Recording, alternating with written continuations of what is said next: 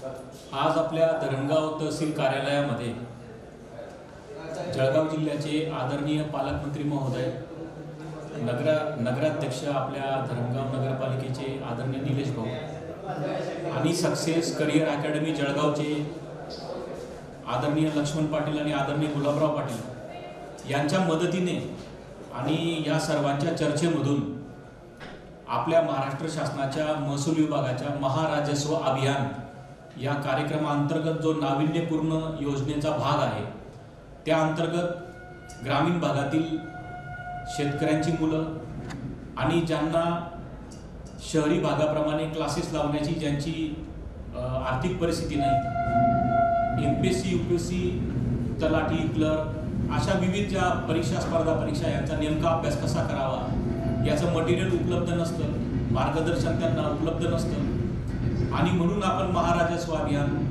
कार्यक्रमाअंतर्गत तहसीलदार साहेबांच्या परिश्रमाने आणि माननीय पालकमंत्री महोदय, धरणगाव नगरीचे नगराध्यक्ष आदरणीय निलेश भाऊ आणि सक्सेस करिअर अकॅडमी जळगाव यांच्या सहकार्याने आपण आज धरणगाव तहसील कार्यालयामध्ये 1 दिवसाची MPSC UPSC व सर्व प्रकारच्या स्पर्धा परीक्षांची तयारी कशी करावी, पुस्तकं कशी वाचावी, नोट्स कशा काढाव्या, ग्रुप स्टडी कसा करावा, प्रश्नपत्रिका कशी सोडवावी, वेळेचं नियोजन कसं करावं यासाठी आपण 1 दिवसीय कार्यशाळेचं आयोजन केलं होतं आणि त्याला खूप चांगल्या पद्धतीने आणि विशेषतः ग्रामीण भागातील मुलींचा खूप मोठा प्रतिसाद इथं मिळालेला आहे आणि पुढेही आपण या विद्यार्थ्यांचे WhatsApp ग्रुप तयार करणं आणि त्यांना दर महिन्याला 2-2, 3-3 टॉपिक स्पर्धा परीक्षेचे घेऊन येणाऱ्या 6 ते 8 महिन्यामध्ये आपण सखोल मार्गदर्शन करून जास्तीत जास्त ग्रामीण भागातील विद्यार्थी, आपल्या धरणगाव तालुक्यातील विद्यार्थी कसे स्पर्धा परीक्षेमध्ये पास होऊन आपल्या ग्रामीण भागाचा विकास होईल याकरता आपण या महाराजस्व अभियान कार्यक्रमातून पुढेही हे 6-8 महिने प्रकल्प चालू ठेवून आपण हा प्रकल्प राबवणार. त्याचे प्रमुख आदरणीय गुलाबराव पाटील आणि आदरणीय लक्ष्मण पाटील, सर्व अधिकारी मित्र आणि विद्यार्थी मित्र, सुरुवातीचा वेळ काही वेळेस आपल्याला थोडं बोर वाटत असेल की थोडे भाषण ऐकायला भेटले किंवा अधिकाऱ्यांचा परिचय करून दिला, पण त्याच्या मागची संकल्पना अशी होती की क्रिकेटची मॅच खेळण्याच्या पूर्वी वॉर्मअप जसं करणं आवश्यक असतं तसं तुम्हाला उत्तेजन मिळालं पाहिजे की एक सामान्य कुटुंबातला व्यक्ती आपल्या जिल्ह्याचा पालकमंत्री होऊ शकतो, की ज्या व्यक्तीचं भाषण ऐकण्यासाठी लोक तरसतात. आजही तुम्ही आदरणीय पालकमंत्री साहेबांचं भाषण ऐकलं असेल, कोणती गोष्ट ते तुम्हाला पटवून देऊ शकतात आणि तुम्हाला प्रेरणा मिळाली की अशक्य काही नाही. इम्पॉसिबल या शब्दामध्येच आय एम पॉसिबल हा शब्द लपलेला आहे. सर्वप्रथम तुमच्या मनामध्ये शंका असतील की हा कार्यक्रम किती वेळ चालेल, कसा चालेल, आपल्याला जास्त बोर होईल, तर तुमचं नाश्ता चहा पाण्याची पण व्यवस्था ठेवलेली, मध्ये मध्ये आपण ब्रेक पण घेत जाऊ आणि तुम्हाला जेव्हाही बोर होईल तेव्हा मला तुम्ही सांगा की बोर होतोय म्हणजे आपण विषय बदलून घेऊ. आता आजचा कार्यक्रम का ठेवलेला आहे, जसं तुम्ही टीव्हीवर जाहिरात बघतात, एक आयडिया जो बदल देगी आपली दुनिया, तसा हा कार्यक्रम आहे. कारण कस्तुरी मृग असतो मित्रांनो की तो जंगलभर धावत असतो. का धावत असतो? हा सुगंध कुठून येतो? कस्तुरी मृगाला मरेपर्यंत माहित नसतो की तो सुगंध त्याच्या बेंबीमधूनच येतो. आणि बहिणाबाई बघा, आपल्याच भागातलं मी उदाहरण देतो, त्या काय डॉक्टरेट किंवा PhD झालेल्या नव्हत्या, त्यांचं काय MTech किंवा MBA झालेलं नव्हतं, पण त्यांच्या जर आपण कविता बघितल्या, त्या कवितांमधल्या जर आपण ओळी बघितल्या तर आपल्याला फिलॉसॉफी म्हणजे तत्वज्ञान आपल्याला लक्षामध्ये येतं.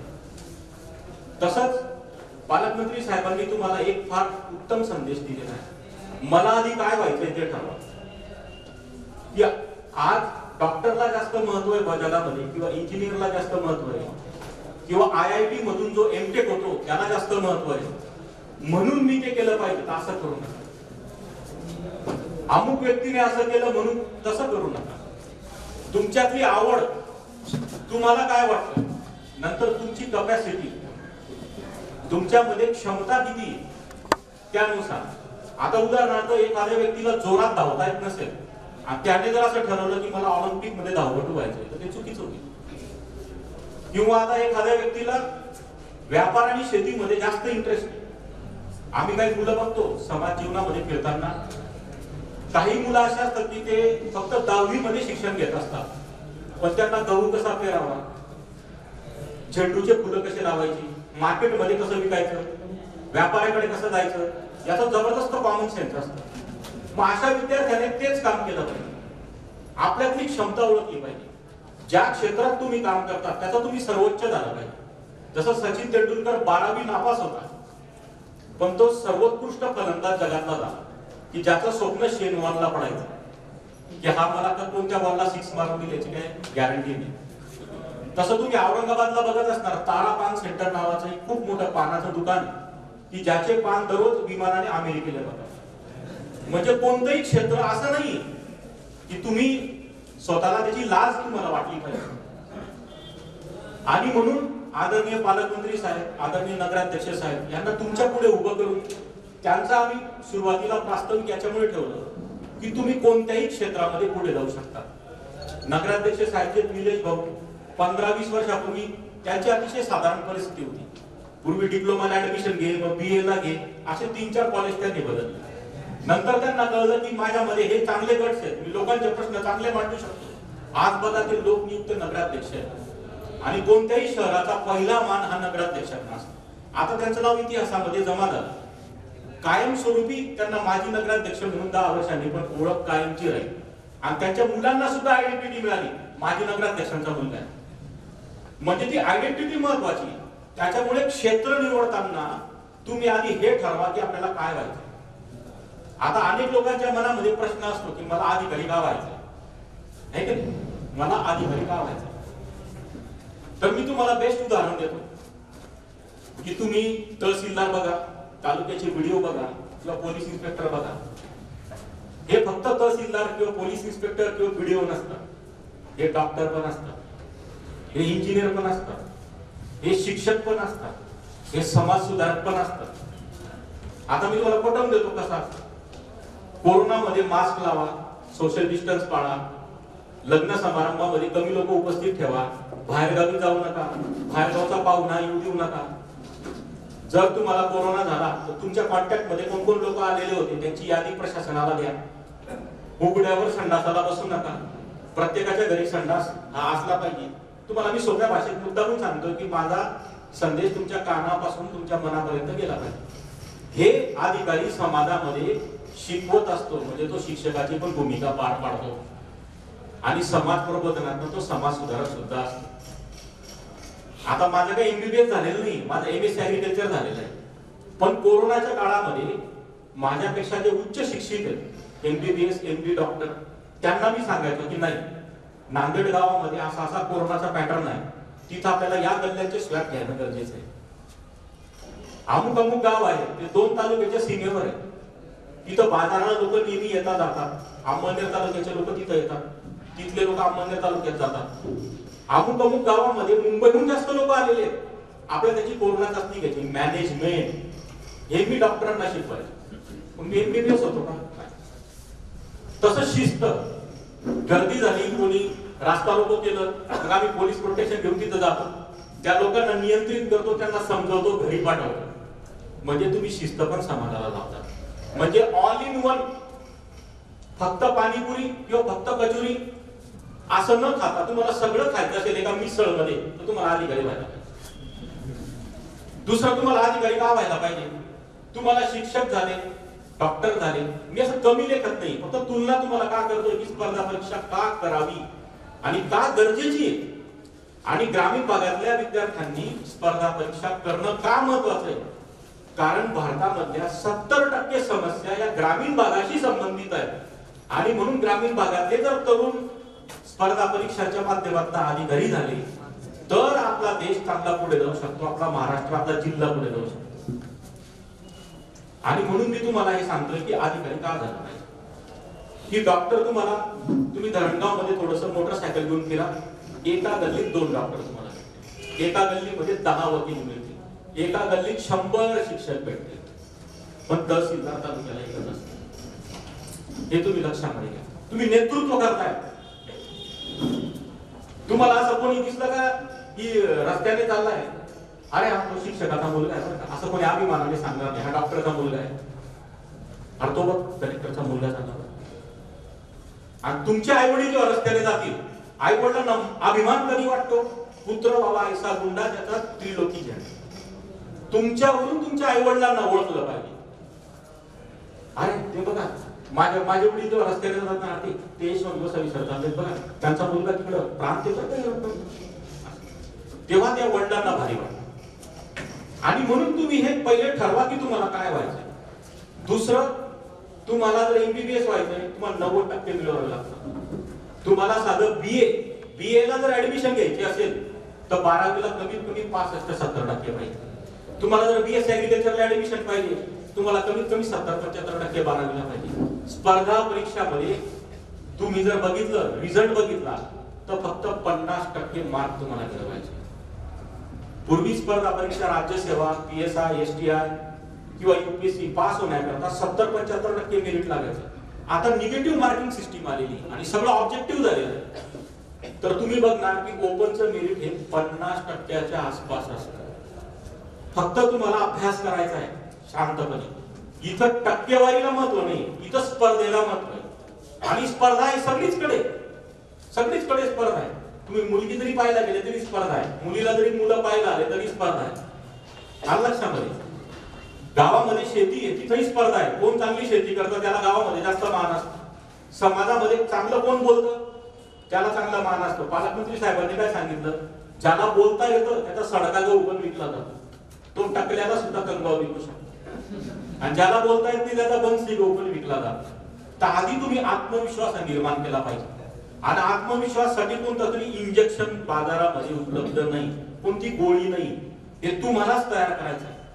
जसं आता शेतकरी आत्महत्या होतात, मग आम्ही समुपदेशन करतो, त्यांचं मानसिक आम्ही समुपदेशन करतो. त्या लोकांचं गावोगावी जाऊन आम्ही तज्ञ लोक आणतो, सायकेट्रिस्ट आणतो, त्याच्या मार्फत आम्ही त्यांना सांगतो की आत्महत्या काय पर्याय नाही. मग खचून जाऊ नका.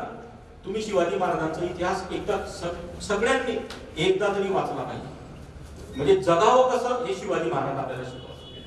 अफजल खानाला किती मोठी फौज घेऊन आला, तुम्ही टीव्हीवर फक्त सिरियल बघता, त्याच्यातलं घेत काही नाही.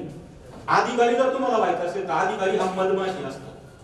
तो धोत्र्याच्या फुलावर जरी बसला तर तो मधच काढेल, आणि तो गुलाबाच्या फुलावर जरी बसला तरी मधच काढेल. पालकमंत्री साहेबांनी काय सांगितलं, कोणाकडनंही शिकण्याची लाज बाळगायची नाही. मरेपर्यंत मनुष्य हा विद्यार्थी असतो. मरताना सुद्धा आपण एक गोष्ट शिकतो की मृत्यू कसा असतो, है काय? तर हे आपल्याला लक्षामध्ये आलं पाहिजे.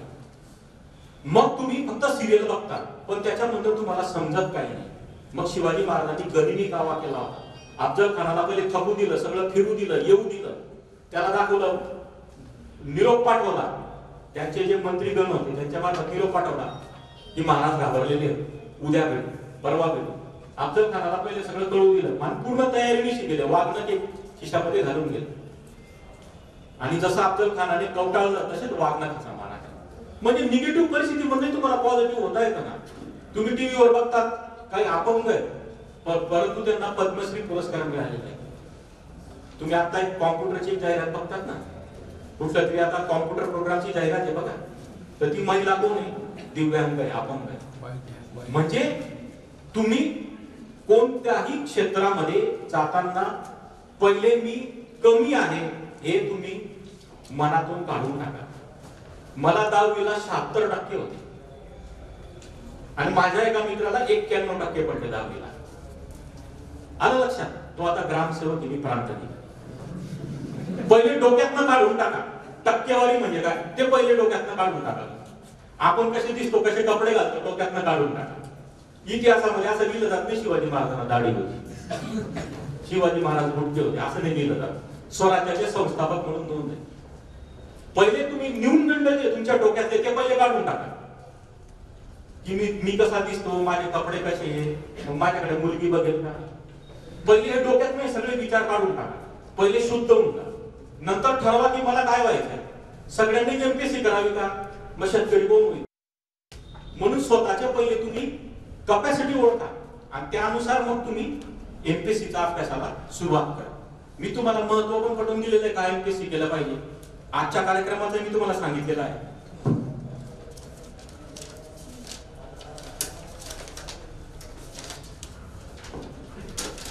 आता एमपीएससी जर तुम्ही ठरवलं असेल तर आता तुम्ही हे ठरवलं पाहिजे की मला राज्यसेवेचा अभ्यास करायचा आहे का मला पीएसआयच्या परीक्षेचा अभ्यास करायचा आहे का मला तलाठीच्या परीक्षेचा अभ्यास करायचा आहे का मला आयएएस म्हणजे यूपीएससीचा अभ्यास करायचा आहे, हे तुम्ही ठरवलं पाहिजे. आता समजा याच्यामध्ये पण दोन प्रकार आहेत.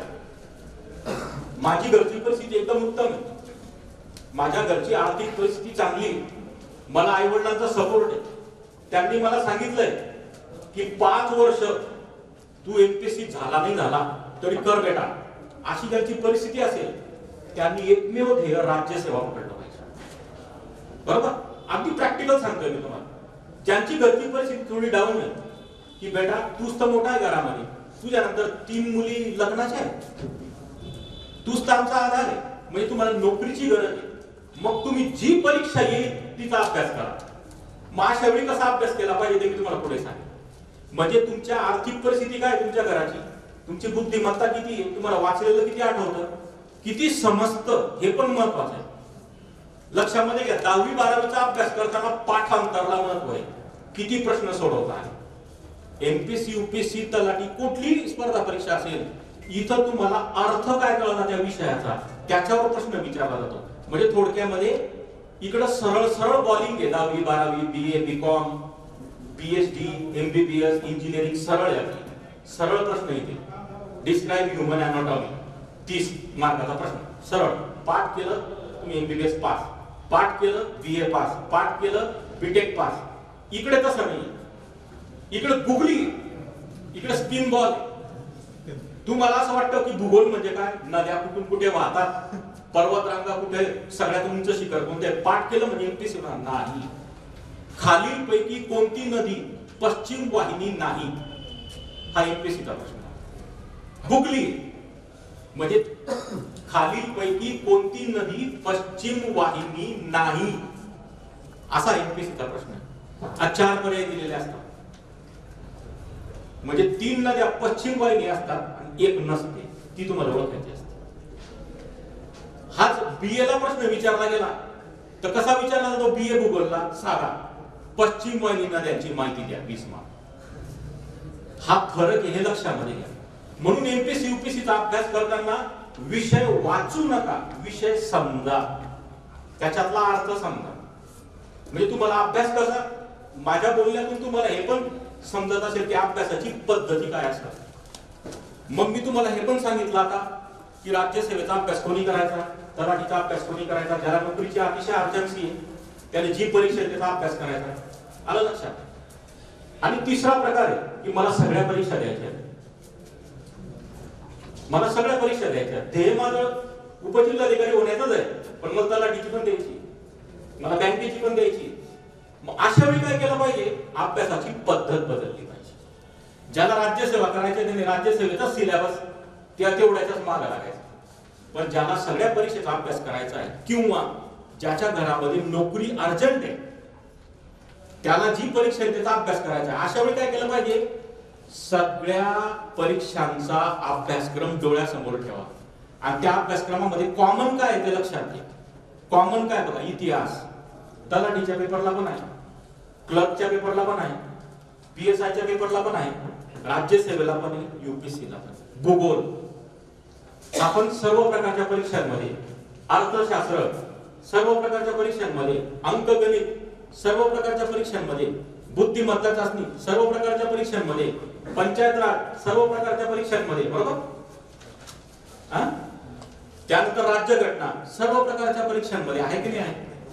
मग या विषयांचा पहिला अभ्यास हे लक्षामध्ये घ्या. नंतर जी येणारी परीक्षा आहे, समजा 1 नंबरवर येणारी परीक्षा पीएसआयची असं आपण गृहीत धरू, आणि 3 महिन्यांनी होणारी राज्यसेवेची परीक्षा आहे. मग राज्यसेवा आणि पीएसआयच्या परीक्षेमध्ये कॉमन कोणते विषय ते आधी करा. म्हणजे तुम्ही एकाच वेळी येणाऱ्या पीएसआयच्या परीक्षेचा पण अभ्यास करताय आणि 3 महिन्यानंतर येणाऱ्या राज्यसेवेचा सुद्धा करत आहात, हे तुम्ही लक्षामध्ये ठेवा. ज्याला पूर्व परीक्षा मुख्य परीक्षा एकाच वेळी अभ्यास करायचा आहे, मी तुम्हाला प्रकार मुद्दामून सांगतोय, त्याने पूर्व आणि मुख्य मध्ये कॉमन काय त्याचा अभ्यास आधी करा. म्हणजे अप्रत्यक्षपणे तुम्ही मुख्य आणि पूर्वचा सुद्धा एकत्र अभ्यास करत आहात आणि तुमची कपॅसिटी हे डोळ्यासमोर ठेवा. काही जण तुम्हाला आदर्श भाषण करतात, तुम्ही युट्यूब पहिले फेकून द्या. युट्यूब वर काय असतं, 8 वर्ष कोणीतरी परीक्षेचा अभ्यास करतं, 9व्या वर्षी पास होतं आणि मग तुम्हाला सांगतं 17 तास अभ्यास केला पाहिजे. या जगात कोण 17 तास अभ्यास करतं? मी तुम्हाला आधी 17 तास जर बसून ठेवलं, तुम्ही बसू शकता का? स्वतःच्या मनाला प्रश्न विचारा. म्हणून अभ्यासाचे किती तास असले पाहिजे याच्याबद्दल पण संभ्रम आहे. मी हुशार आहे, मला वाचल्यावर अर्थ लवकर कळतो, मला 3 तास सफिशियंट. अमुक व्यक्ती आहे, त्याला थोडं 2दा वाचल्यावर कळतं, 6 तास अभ्यास सफिशियंट. ते पण व्यक्ती परत्वे आहे. म्हणून कोणती गोष्ट कॉमन घेऊ नका. कोणती गोष्ट तुमच्याकडे येताना मला कशी लागू होईल या पद्धतीने घ्या. हे सर्वात महत्वाचं मी तुम्हाला सांगतोय, जे तुम्हाला कुठेही ऐकायला मिळणार नाही. म्हणून माझं जे तुम्हाला मार्गदर्शन आहे ते आदर्श नाही, ते प्रॅक्टिकल. आणि प्रॅक्टिकलला महत्व आहे. जर आदर्श पद्धतीनेच आपण अभ्यास करत राहिलो असतो तर फेल सगळे झाले नसते. नंतर एमपीएससी काय ते समजून घ्या. एमपीएससी यूपीएससी जी काही स्पर्धा परीक्षा असेल ती सिलेक्शन पद्धती नाही, ती रिजेक्शन पद्धती. जेव्हा तुम्ही रिजेक्टला रिजेक्ट करणार तेव्हा तुम्ही सिलेक्ट होणार. म्हणून इतरांपेक्षा मी कसा हुशार आहे, म्हणजे तुम्हाला सिस्टमॅटिक अभ्यास करावा लागेल. मग आता आपलं ठरलं तुमच्या मनामध्ये की तुम्हाला काय करायचं ते तुम्ही तुमचं ठरवा. ते कधी मी लादलं, मी सांगतोय म्हणून असं करू नका. तुमचे वडील सांगताय म्हणून तसं करू नका. युट्यूबवर अमुक व्यक्ती सांगतोय म्हणून करू नका. पहिले स्वतः काय आहे, माझी कॅपॅसिटी काय आहे, माझ्या घरची परिस्थिती काय, त्यानुसार आता तुमच्या मनामध्ये पक्क झालं असेल की मला PSI करायचंय का, मला तलाठी करायचंय का, मला राज्यसेवा करायचंय का, मला सगळं करायचंय.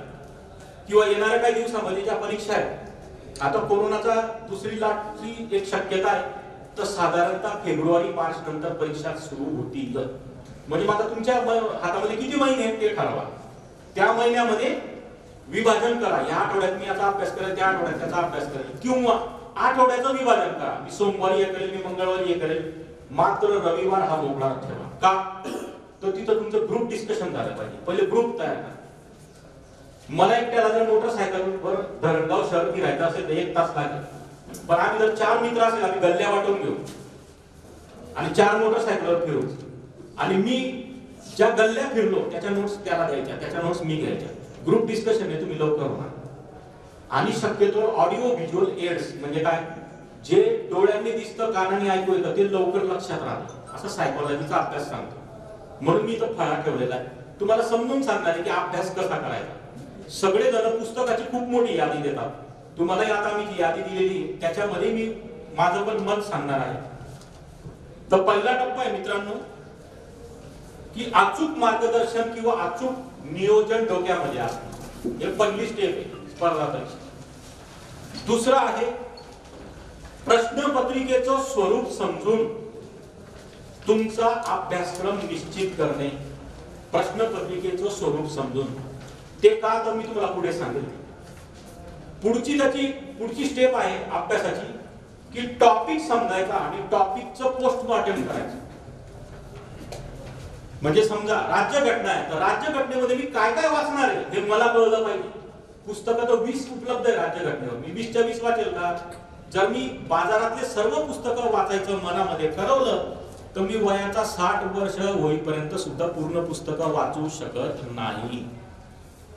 म्हणजे तुमच्या डोक्यातनं पहिले भूत काढून टाका, जो जास्त पुस्तकं वाचतो तो लवकर पास होतो. पहिले भूत डोक्यातनं काढून, म्हणजे की टॉपिक मला कळलं पाहिजे की त्या टॉपिक मध्ये त्या टॉपिकचं विभाजन मी कसं केलं पाहिजे, वर्गीकरण कसं केलं पाहिजे, आणि मग अभ्यासाला सुरुवात करा. पुढचा टप्पा आहे नोट्स. नोट्स या स्वतःच्याच असल्या पाहिजे, किंवा तुमच्या ग्रुपमध्ये जे 5 मुलं आहेत त्या 5 मिळून तुमच्या असल्या पाहिजे, पण नोट्स असल्याच पाहिजे. तुम्ही मार्केटमध्ये जर लक्ष्मीकांतचं पुस्तक बघितलं राज्यघटनेवर, तर केवढं इतकं जाड आहे, 1.5 किलो वजनाचं आहे. प्रत्येक वेळी सोबत घेणार का? नाही. मग नोट्स तुमच्या असल्या पाहिजे. आता नोट्स कशा असल्या पाहिजे? परीक्षेसारख्याच असल्या पाहिजे. परीक्षेमध्ये काय विचारलं जातं? ऑब्जेक्टिव्ह म्हणजे काय लक्षात ठेवायचं? पॉइंट. म्हणजे नोट्स या निबंधासारख्या नको. आलं लक्षात? आता मी जर एखाद्याला विचारलं राज्यघटनेच्या नोट्स किती पानात असल्या पाहिजे, तर जास्तीत जास्त 6 ते 7 पानात राज्यघटना संपली पाहिजे.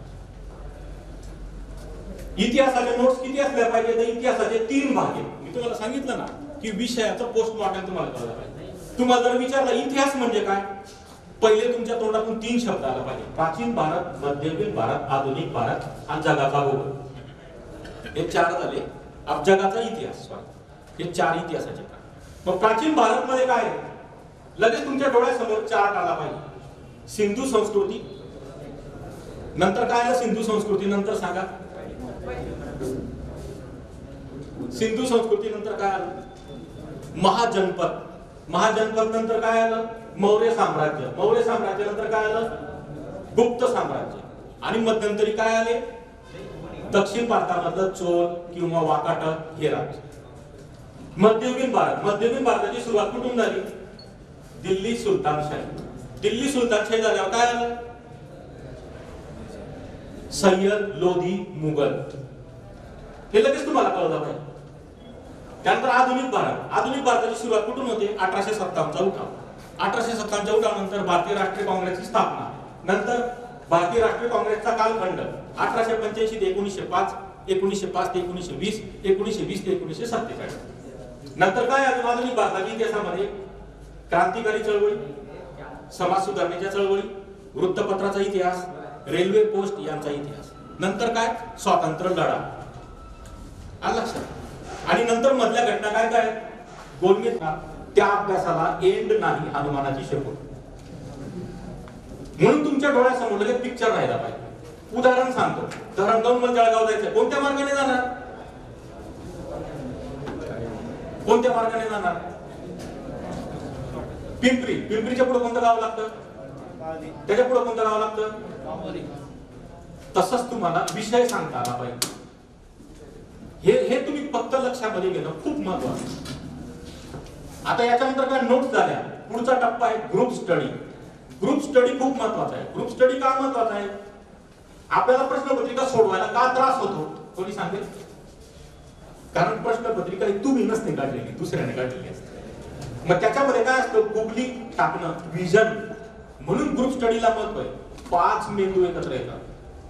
किती मेंदू एकत्र येतात ग्रुप स्टडी मध्ये? 1 च्या ऐवजी 5. म्हणजे त्या विषयाचे किती अँगल तयार होतात? 5. मग ग्रुप स्टडी मध्ये तो विषय पण समजून घ्यायचा आणि एकमेकांना प्रश्न विचारायचे. राहुरीच्या ऍग्रिकल्चरचे मुलं काय एमपीसी जास्त पास होतात? त्याचं हे कारण आहे. आमच्या ग्रुपमध्ये आम्ही 7 मुलं होतो. आम्ही काय करायचो? 7 मुलं एकत्र गोलाकार बसलो की इतिहास विषय घ्यायचा. येतानाच मी इतिहासावर 20 प्रश्न काढून आणलेले असायचे, बाउन्सर एकदम, आणि गुगली. दुसऱ्याने 20, तिसऱ्याने 20, तिसऱ्याने 20, तिसऱ्याने 20. म्हणजे प्रत्येकाचे तुम्हाला गुगली कळतात. हे तुम्ही एकट्याने करू शकता. ते प्रश्न फ्रेम केले पाहिजे. जेवढे तुम्ही एकमेकाला खोचक प्रश्न विचारणार आणि एकमेकाला तयार करणार, तेवढ्या त्या नंबर ऑफ प्रश्नपत्रिका तयार होतील. ग्रुप स्टडी म्हणजे काय? प्रश्नपत्रिकेचे अँगल तयार होतात.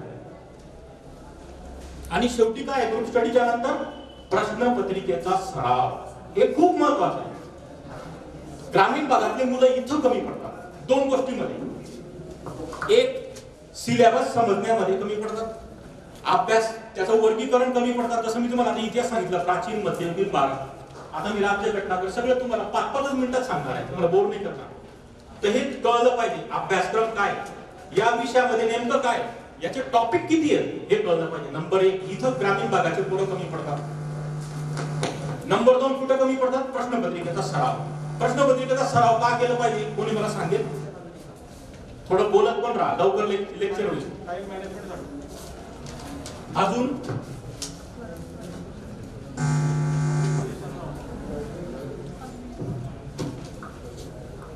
मॅच कुठे आहे? ऑस्ट्रेलियाच्या सिडनी ग्राउंडवर आहे. तुम्ही ग्राउंडच पाहिजे नाही, वेळेवरती पिच एवढं तुम्हाला त्रास देईल, कुठं बाउन्स येईल, कुठं काय, तुमची बॅटिंगच फेल होईल. तुम्हाला पास कोणत्या माध्यमातून व्हायचे? प्रश्नपत्रिकेच्या. म्हणून ती प्रश्नपत्रिका कशी सोडवायची? कारण निगेटिव्ह पद्धत आहे. तुम्हाला सर्व प्रश्न सोडवायचे आहेत का? नाही.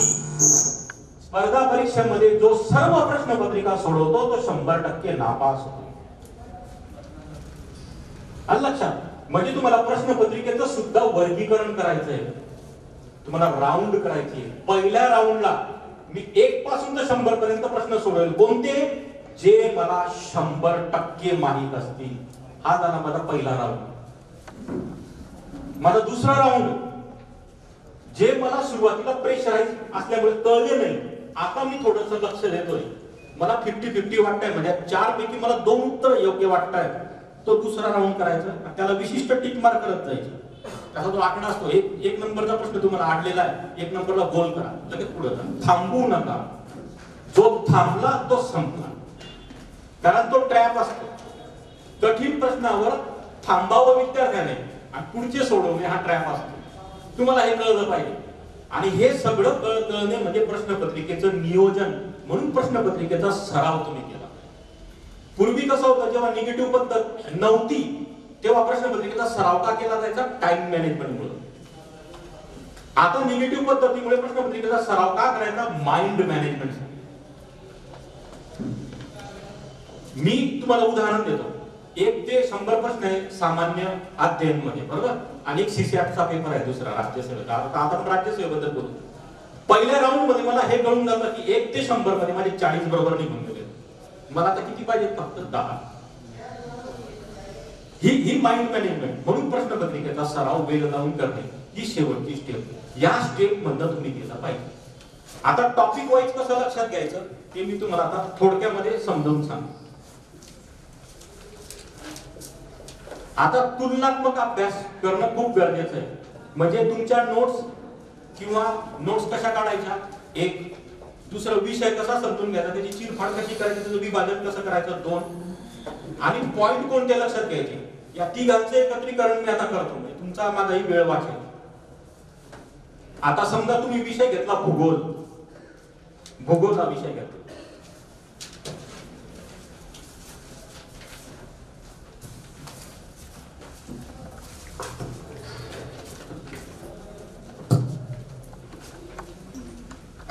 महाराष्ट्राचा, भारताचा व जगाचा प्राकृतिक, सामाजिक व आर्थिक भूगोल.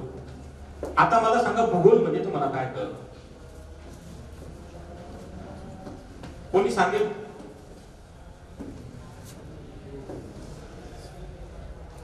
काही जणांना काय वाटतं भूगोल म्हणजे काय? नदी, पर्वत है ना, वारे, हवामान, याला भूगोल म्हणणार का? सिलेबस मध्ये काय सांगितलंय बघा ना, सामाजिक, आर्थिक, प्राकृतिक. पहिले तुम्हाला भूगोल काय ते कळलं पाहिजे, नाही तर तिथंच तुम्ही गोल होता. कोणी सांगेल आता भूगोल म्हणजे काय? सांगा. जमिनीचा व समुद्राचा सखोल अभ्यास म्हणजे भूगोल. बरं, अजून कोण सांगेल? सांगा.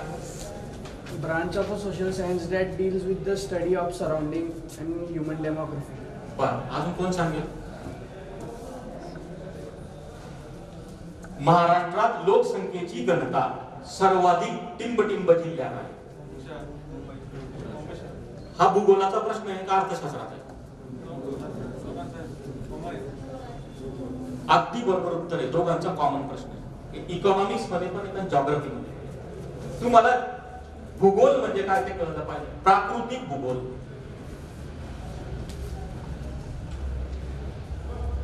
दुसरं डेमोग्राफिक म्हणजे लोकसंख्येचा अभ्यास, तिसरा प्रकार आहे आर्थिक भूगोल,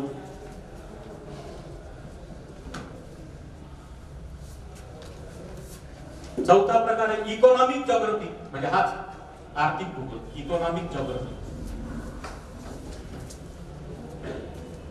आणि एक सामाजिक भूगोल.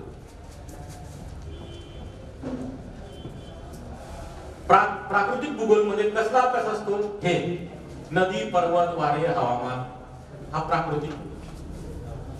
लोकसंख्या म्हणजे डेमोग्राफी, याच्यामध्ये काय असतं? ह्युमन म्हणजे माणसाचं वर्गीकरण कोणत्या प्रदेशात कसं आहे, लोकसंख्येचं कसं आहे, म्हणजे धंदा कुठे जास्त आहे, कुठे कमी आहे, डोंगराळ भागात किती लोकसंख्या आहे, नदीच्या किनारी किती लोकसंख्या आहे, हे सगळं आलं तुमच्या लोकसंख्येमध्ये. आर्थिक भूगोल याच्यामध्ये काय येईल? कोणत्या प्रदेशामध्ये कशी अर्थव्यवस्था आहे, दळणवळण कसं आहे, तिथं दळणवळणाची कोणती साधने, रेल्वे, हायवे जे आलं तुमच्या लक्षामध्ये, खाणी, नैसर्गिक संसाधनं जे आहेत त्याचं वर्गीकरण कसं आहे, विभाजन कसं आहे, हे सगळे तुमच्या आर्थिक भूगोल.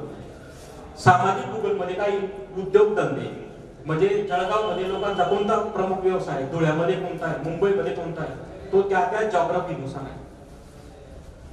आज तुमच्या लक्षामध्ये अजून कोणता प्रकार राहिला सांगेल कोणी मला?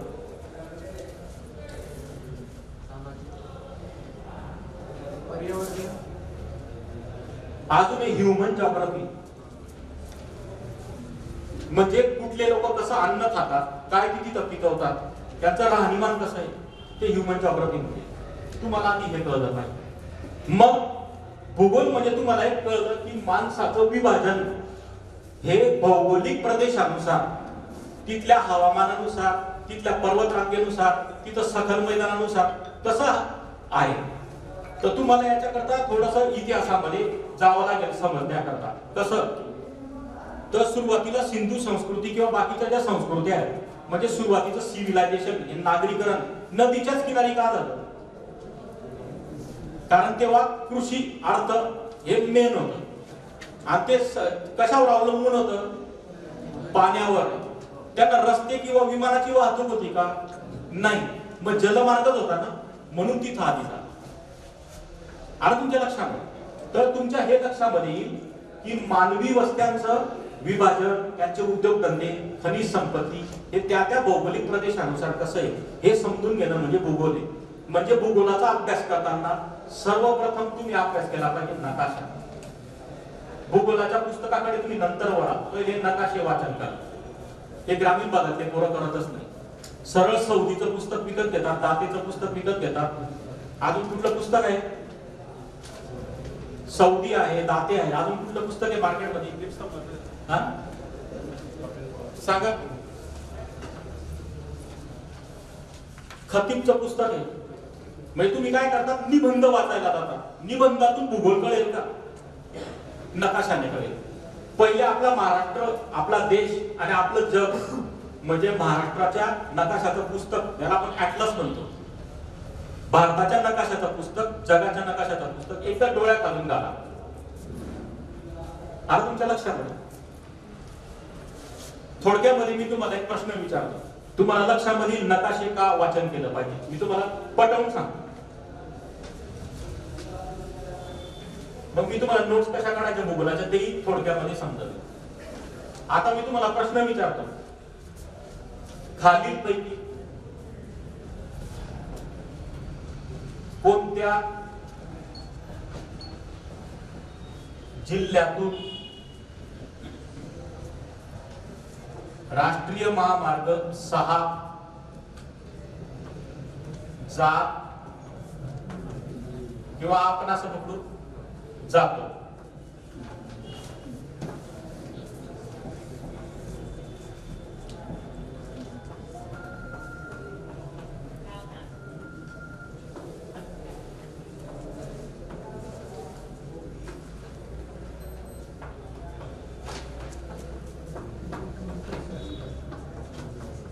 दोन आहे मुंबई, 3 आहे जळगाव, 4 आहे नागपूर. आणि मग खाली पर्याय दिलेला असतात 1 व 2, 1 व 3, 1 व 4 वरील सर्व. आता तुम्हाला किती प्रश्न सोडवायचे? राज्यसेवेच्या पहिल्या पेपरमध्ये किती प्रश्न सोडवायचे सांगा? 100. किती वेळ आहे? 2 तास. 2 तासामध्ये किती मिनिटं? मग 100ला कशाने भागावं लागेल? मग एका प्रश्नाला किती वेळ येईल? एका प्रश्नाला किती वेळ आहे सांगा? 100 प्रश्नाला 120 मिनिटं. तर एका प्रश्नाला किती मिनिटं? आपण असं फक्त 15 सेकंद. आता माझा प्रश्न लिहून किती सेकंद झाले? तुमच्या डोक्यात पटकन उत्तर आलं का? का नाही आलं? नकाशाच तुम्हाला माहिती. आता मी सोप्या पद्धतीमध्ये सांगतो. राष्ट्रीय महामार्ग 6 म्हणजे कोणता हो? कोणी सांगेल? कोणता सांगा ना? नाही, कुठून कुठं सुरू होतो? धुळे ते कलकत्ता. आता नकाशावर बघा बरं. धुळ्याहून निघाला, कुठे गेला? जळगाव. जळगावहून निघाला, पुढे कुठे गेला? डायरेक्ट नागपूर. भुसावळ. भुसावळहून मलकापूर. मलकापूरहून खामगाव, खामगावहून अकोला, अकोल्याहून अमरावती, अमरावतीहून नागपूर, नागपूरहून पुढे कुठे गेला? हे मला नकाशा पाठ असला तर उत्तर किती सेकंदात माझ्या डोळ्यापुढे येईल? म्हणून भूगोल म्हणजे नकाशा वाचन. हे पहिले तुम्ही क्लिअर करा. आलं लक्षात? किंवा मी आता दुसऱ्या पद्धतीने तुम्हाला प्रश्न विचारतो. खालीलपैकी कोणती नदी तापीची उपनदी नाही? आम्ही नद्यांची नावं देऊन दे. मग तुम्ही सगळ्या नद्या डोळ्यासमोर आणणार का? म्हणून तुम्हाला नकाशा माहित पाहिजे भूगोलात. नकाशावर बघा ती नदी कुठून कुठं वाहते, ती रेष दिलेली असते. तुम्ही जर नद्यांचा नकाशा जर बघितला तर एक नदी पिवळ्या रंगाने, एक नदी लाल रंगाने, एक नदी हिरव्या रंगाने, त्याच्यावर तुम्हाला टिंब दिलेले असतात, धरणं कुठे कुठे. म्हणजे एकाच वेळी तुम्हाला त्या नदीवर कुठे कुठे धरणं आहे, नकाशावर त्याचं कोणतं स्थान आहे हे लक्षामध्ये. म्हणजे मी जर तुम्हाला एक प्रश्न विचारला, खानदेश मध्ये तापी नदीवर किती धरणं आहे, म्हणजे नकाशामधला तुमचा फक्त डोळ्यासमोर खानदेश भाग आहे, धुळे जळगाव नंदुरबार, म्हणजे तापी कुठे कुठे वाहते, कुठे कुठे धरणं आहे, एवढं सोपं आहे. म्हणून ज्याचा नकाशा तोंडपाठ म्हणजे डोळ्यापुढे त्याला भूगोल अतिशय चिल्लर दिसतो. आणि ज्याने निबंधात्मक अभ्यास केला तो 100% नापास. मी नुसतं काय करतोय, दातेचं पुस्तक आणतोय, मी सौदीचं आणतोय, मी खतीबचं पुस्तक आणतोय, मी के सागरचं पुस्तक आणतोय, मी युनिक अकॅडमीच्या नोट्स आणतोय, मी फलाना आणतोय, सगळं आणतोय आणि सगळं रट्टे मारतोय, पण मी नकाशाच पाहत नाही. जसं मी तुम्हाला सोपा प्रश्न विचारला, धरणगाव जळगाव कसं जाणार, किंवा तुम्ही आता मामाच्या गावाला जातात, तुमचा रस्ता पाठ आहे, पण तुम्हाला मी अचानक सांगितलं सुरतला जा बरं, 4 तासामध्ये पोहोचा पटकन, लगेच तुम्ही गुगल मॅप लावता. म्हणजे तुम्हाला नकाशाच लागतो प्रवास करताना, मग भूगोलाचा अभ्यास करताना का नाही लागत? इथं आपल्या ग्रामीण भागातले पोरं चुकतात. आता तुमच्या लक्षात आलं का? कारण मला बाकीचे विषय समजावायचे, पण तुमच्या पॉइंट लक्षात आला म्हणजे मी आता पुढे जातो. मग आता भूगोलामध्ये तुम्हाला एवढं सगळं करायचंय, बरोबर? मग आता माझ्या अभ्यासाची पद्धती कशी पाहिजे माहिती तुम्हाला? माझ्या अभ्यासाची पद्धती अशी पाहिजे की मला एकाच ठिकाणी जिल्हा, राज्य, देश आणि जग एकाच ठिकाणी मला माहिती पाहिजे, तर मी पटापट अभ्यास करेन. उदाहरण देतो मी तुम्हाला, उदाहरण देतो. कापूस सर्वात जास्त महाराष्ट्रात कोणत्या जिल्ह्यात पिकतो? राज्य कोणतं आहे? देश कोणता आहे जगातला? मग मी आता तुम्हाला अतिशय सोपं करून देतोय.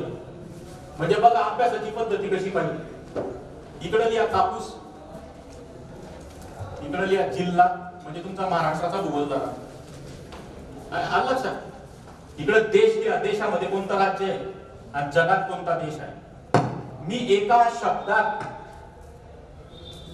महाराष्ट्र पण कव्हर केलं, भारत पण कव्हर केलं, जग पण कव्हर केलं. याच्याकरता 3 ओळींमध्ये का नोट्स काढतात. महाराष्ट्रात सर्वात जास्त कापूस टिंबटिंब जिल्ह्यामध्ये पिकतो, तर भारतामध्ये टिंबटिंब राज्यात सर्वाधिक कापूस होतो, तर जगामध्ये टिंबटिंब देशामध्ये सर्वाधिक कापसाचं उत्पादन केलं जातं. किती शब्द झाले? वेळ आहे का एवढं?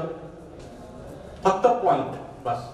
कापूस कोणत्या जिल्ह्यात जास्त, राज्य कोणतं, देश कोणतं. ओके, लोकसंख्या घेऊ आता आपण. चला, तुम्हाला मी एका तक्त्यामध्ये म्हणजे एका पानामध्ये मी भूगोलाचे 80 पानं कव्हर करतो. जी माहिती भूगोलाच्या 80 पानामध्ये दिलेली पुस्तकात ती मी एका पानात काढतो. लोकसंख्येची घनता महाराष्ट्रामध्ये कोणत्या जिल्ह्यात सर्वात जास्त आहे? मी आता दोन्ही पॉइंट कव्हर करतो. मी इथं मी आता बाण दाखवून देतो. बाण म्हणजे सर्वात जास्त, सर्वात कमी. तसंच देशामध्ये कोणत्या राज्यात सर्वात जास्त घनता आहे, कोणत्या राज्यात सर्वात कमी. तसं जगामध्ये कोणत्या देशात सर्वात जास्त आहे, सर्वात कमी. अजूनही किती टॉपिक पुढे देऊ शकतो. लोकसंख्येची घनता घेतली. आता मी फक्त घेतो पुरुषांची लोकसंख्या. महाराष्ट्रामध्ये सगळ्यात जास्त कोणत्या जिल्ह्यात आहे, सर्वात कमी. तसं देश सर्वात जास्त, सर्वात कमी. तसं कंट्री कोणते देश आहेत जगामध्ये. झालं. स्त्रियांची घनता, सर्वाधिक स्त्रिया, ज्याला आपण लिंग प्रमाण म्हणतो, गुणोत्तर प्रमाण. तर स्त्रिया सर्वात जास्त, स्त्रियांची लोकसंख्या. नंतर मी घेतो SC यांची लोकसंख्या. नंतर माझा पुढचा विषय एसटी, नंतर पुढचा विषय माझा लोहमार्ग. लोहमार्गचं प्रमाण सर्वात जास्त सर्वात कमी. आलं तुमच्या लक्षात? असा हा तुम्ही नंतर खनिज संपत्ती पण याच टप्प्यात तुम्ही पुढे घेऊ शकता. सोनं कुठं सापडतं, अभ्रक कुठं सापडतं, चांदी कुठं सापडते, दगडी कोळसा कुठं सापडतो. म्हणजे एक पान जर मी भूगोलाचा तयार केलं, त्याच्यामध्ये भूगोलाची किती पुस्तकं कव्हर करतोय मी, पानं पुस्तकं. ही तुमची नोट्सची पद्धत आहे. येते तुमच्या लक्षात? दुसरं, नोट्सची पद्धत अजून कशी आहे? तुम्हाला आता नद्यांची नोट्स काढायची. महाराष्ट्र देश आपण दोन आता डोळ्यासमोर ठेवू, ठीक आहे? मग महाराष्ट्रामध्ये प्रमुख पर्वत कोणते कोणते, जिथून नद्यांचा उगम होतो? एक कच्चा नकाशा तुम्ही स्वतःचा तयार करू शकता महाराष्ट्राचा, आहे की नाही?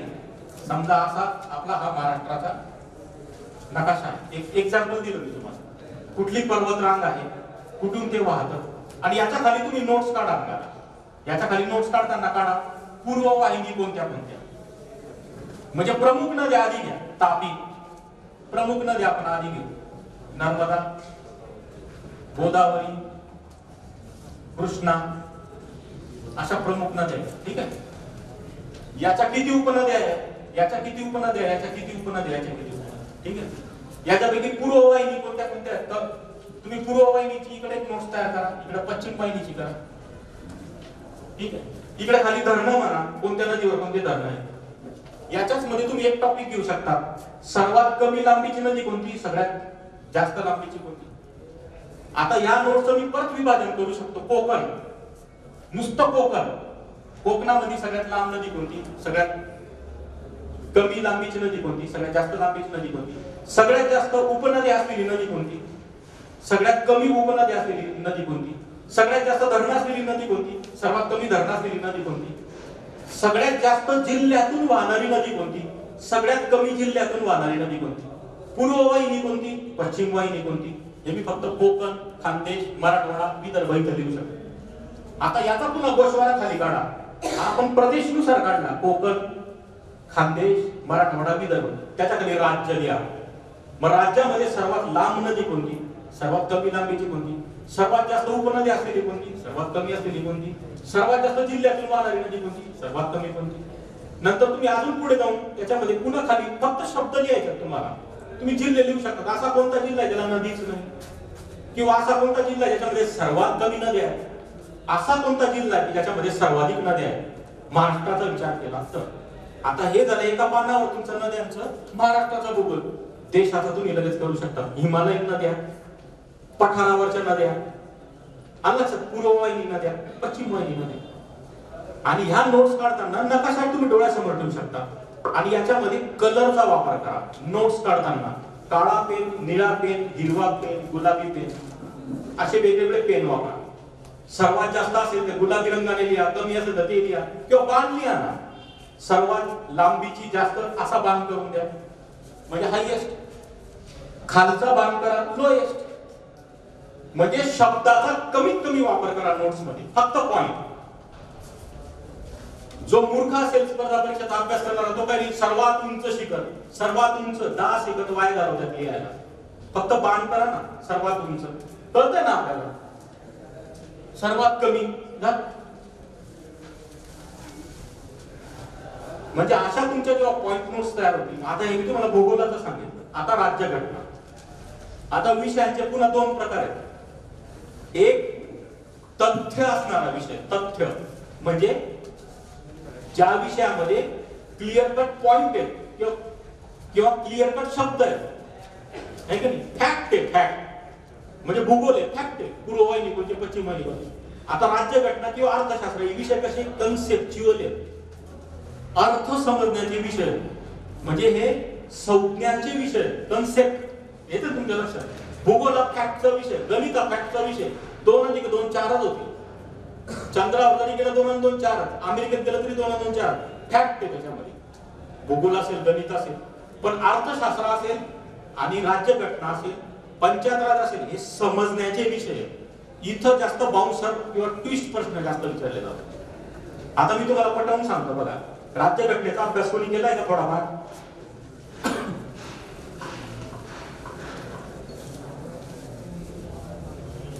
राज्यघटना जर डोळ्यासमोर आणलं तर काय काय येतं? भारताची राज्यघटना. जसा इतिहास तुमच्या डोळ्यासमोर आला, हे लगेच डोळ्यासमोर आलं पाहिजे. मला एमपीएससीचा अभ्यास सोडून 18 वर्ष झाले. अजूनही माझं तोंडपाठ काय हे तुम्ही जरा एकट्यामध्ये विचार करा. कारण मी तेव्हाच कन्सेप्ट क्लिअर केलेली आहे, विषय समजून घेतलेला आहे.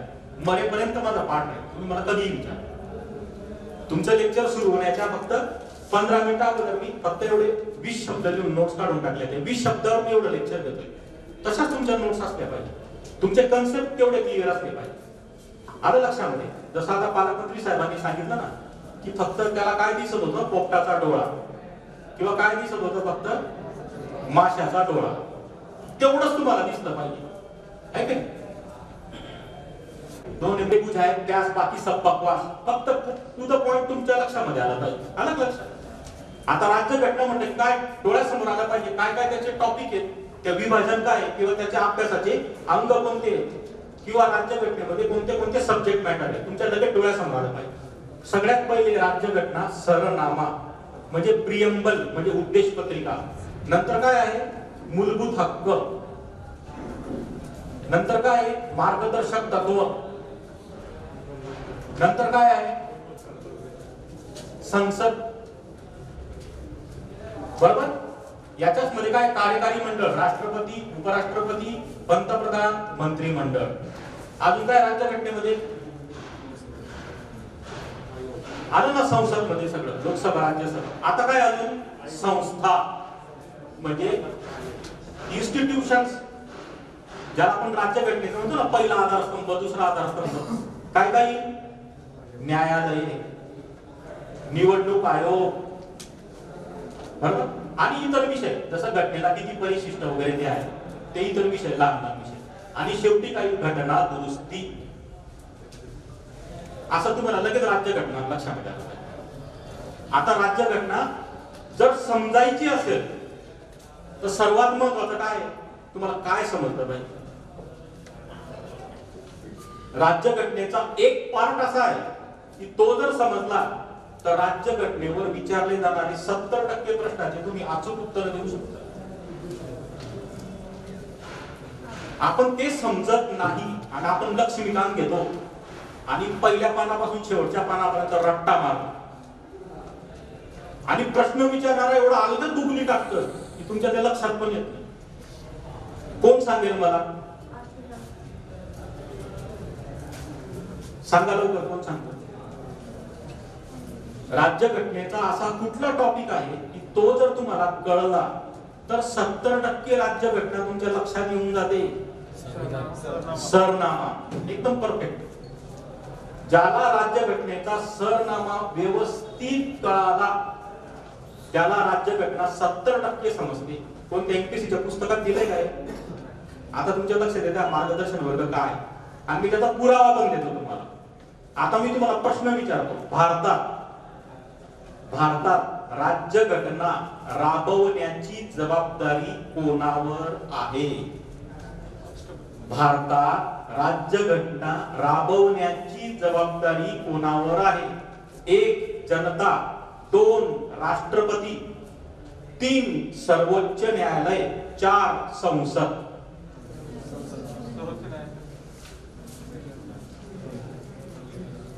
याचं उत्तर आहे जनता. पुन्हा फिरून बॉल कशावर आला? सरनामा. आम्ही भारतीय जनता. राज्यघटनेची सुरुवात काय बघा? We the people of India. Social distance कोणाला पाळायचंय? जनतेला का डॉक्टरला का तहसीलदार? म्हणजे ग्रुप स्टडी तुमचा पाहिजे. मी जे तुम्हाला बोललो ना की 5 मेंदू एकत्र आणा, सरनामा ठेवा. मी 5 प्रश्न तयार करेल, यांना करू द्या 5, यांना करू द्या, तुम्हाला 5 ब्रेन मिळतील. आणि तिथून प्रश्नपत्रिका म्हणजे गुगल बॉल तयार होते. प्रश्नपत्रिका अशी तयार होते. आला तुमच्या लक्षामध्ये? आता मी तुम्हाला पुढचा प्रश्न विचारतो. जातीभेद निर्मूलन करण्याची जबाबदारी भारतात राज्यघटनेने कोणावर सोपवलेली आहे? याचं उत्तर काही नाही. सर्वोच्च न्यायालय, राष्ट्रपती का संसद?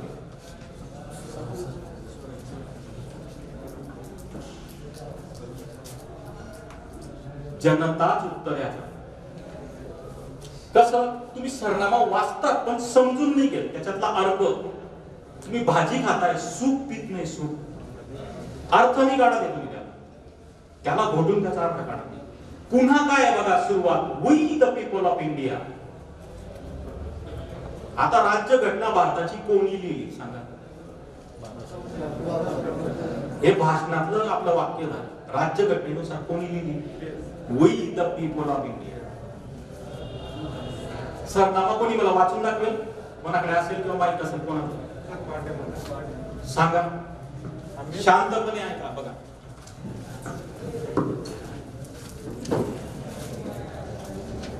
आम्ही भारताचे लोक, भारत एक समाजवादी, धर्मनिरपेक्ष, लोकशाही गणराज्य घडविण्याचा व त्याचा सर्व नागरिकांस सामाजिक, आर्थिक, राजनैतिक न्याय, विचार, अभिव्यक्ती, विश्वास, श्रद्धा, उपासना याचे स्वातंत्र्य, दर्जाची व संधीची समानता हे निश्चितपणे प्राप्त करून देण्याचा आणि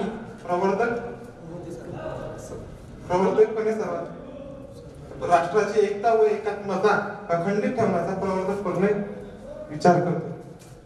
पुढे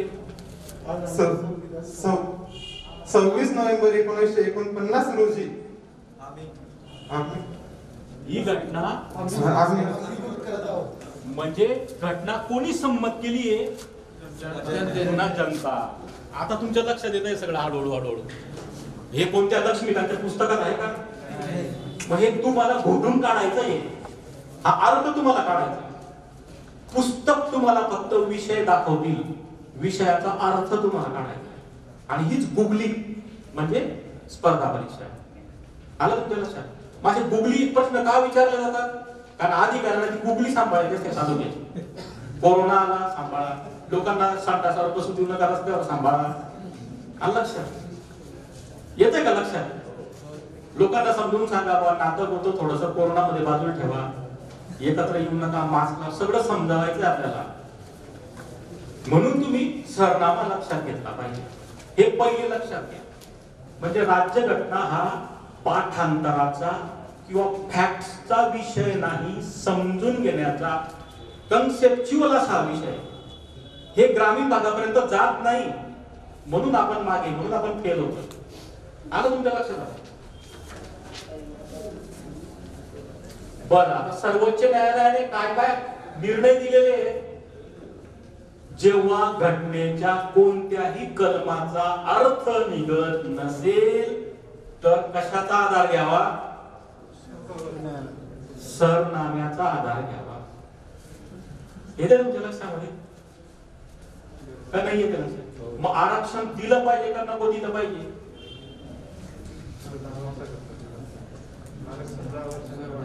नाही सांगा ना, दिलं पाहिजे का नको दिलं पाहिजे?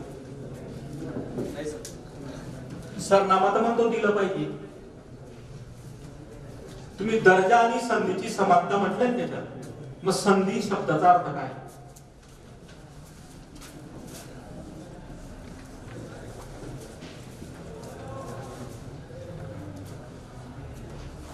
आलं लक्षात? बरं, भारतामध्ये राज्यघटनेनुसार कोणत्या धर्माला प्राधान्य दिलेलं आहे? म्हणजे काय?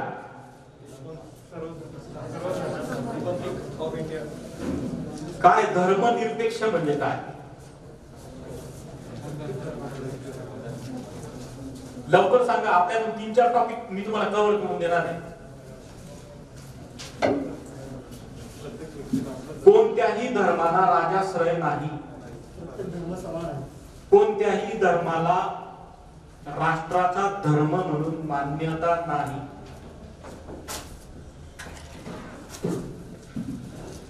सर्व धर्म समान हा झाला संकुचित अर्थ. कुठल्याही धर्माला स्थान दिलेलं नाही. म्हणजे भारतामध्ये धर्म ही खाजगी बाब आहे.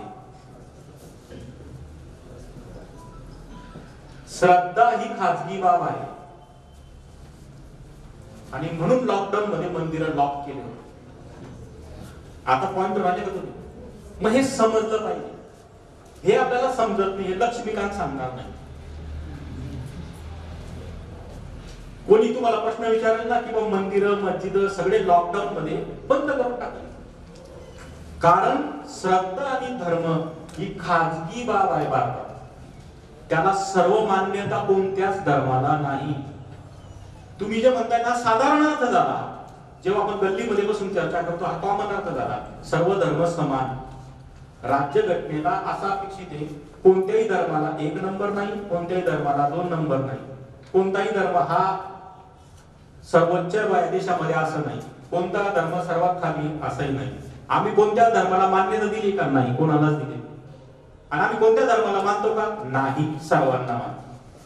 हे 2 शब्द नीट लक्षात ठेवा. राज्यघटनेत आम्ही कोणत्या धर्माला मानतो का? नाही, कोणत्या एकाला मानत नाही, सर्वांना मानतो. आणि म्हणून सर्वांना जर तुम्हाला सारख्या रेषेत आणायचंय, आपण मदत करताना दारिद्र्य रेषा खालच्या लोकांना का करतो?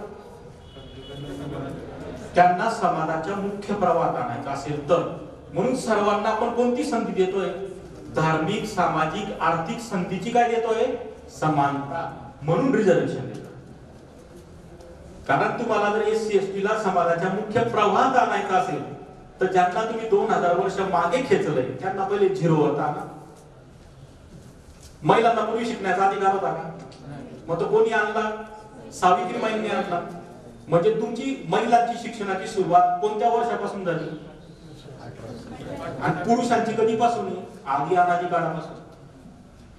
मग हा महिलांचा अनुशेष तुम्ही कधी करून टाकणार? त्यांना 50% पहिले द्या, त्यांना येऊ द्या. म्हणून नाही, म्हणून तुम्ही सरनामा पहिले समजलं पाहिजे. ज्याला त्याचं नाव आहे बघा, सरनामा, इंग्रजीत प्रियम्बल आणि साध्या मराठीमध्ये उद्देश पत्रिका. उद्देश शब्दाकडे तुम्ही कधी लक्ष दिलं का नाही? उद्देश पत्रिका, आमंत्रण पत्रिका नाही आहे. उद्देश पत्रिका ही राज्यघटना का पाहिजे, कशासाठी पाहिजे, याच्यातून काय मिळवायचंय याचं डायरेक्शन देणारी पत्रिका आहे उद्देश पत्रिका. या उद्देश शब्दाकडे तुम्ही लक्ष नाही देत आहे. आणि सरनामा, सर टॉपचा नाम, जेव्हा काहीच कळत नसले राज्यघटना तर सरनामा. म्हणून सर्वोच्च न्यायालयाने अनेक निकाल दिलेले, ते खटल्यांचं नाव मी तर घेत नाही, पुस्तकात सगळं मिळेल तुम्हाला. आलं लक्षात? तेव्हा सरनाम्याचा अर्थ घ्या, तेव्हा ते कळेल आपल्याला. आलं तुमच्या लक्षात? आणि म्हणून आपल्याला राज्यघटनेने शासनाला अधिकार दिलेला आहे, जे कार्यकारी मंडळ आहे. म्हणजे जसं देशामध्ये संसद आहे तसं राज्यामध्ये विधानसभा आहे, म्हणजे विधान मंडळ आहे. जेव्हा तुम्ही राज्याच्या कार्यकारी मंडळाचा किंवा राज्याच्या राजकीय प्रणालीचा विचार करता तेव्हा विधान मंडळ एवढाच तुम्ही शब्द केला पाहिजे. त्याचे 2 उपप्रकार आहेत, विधानसभा, विधान परिषद. विधानसभा हे उत्तर नाही, विधान मंडळ. आणि मग देशामध्ये लोकशाहीची संस्था कोणती? तर संसद असं तुमचं उत्तर पाहिजे. लोकसभा, राज्यसभा ते संसदेचे भाग आहेत. म्हणून शब्दाला महत्व आहे राज्यघटनेमध्ये. म्हणून शब्दामध्ये फसवू नका, तिथंच गुगली असते जागेवर राज्यघटनामध्ये. आलं तुमच्या लक्षात?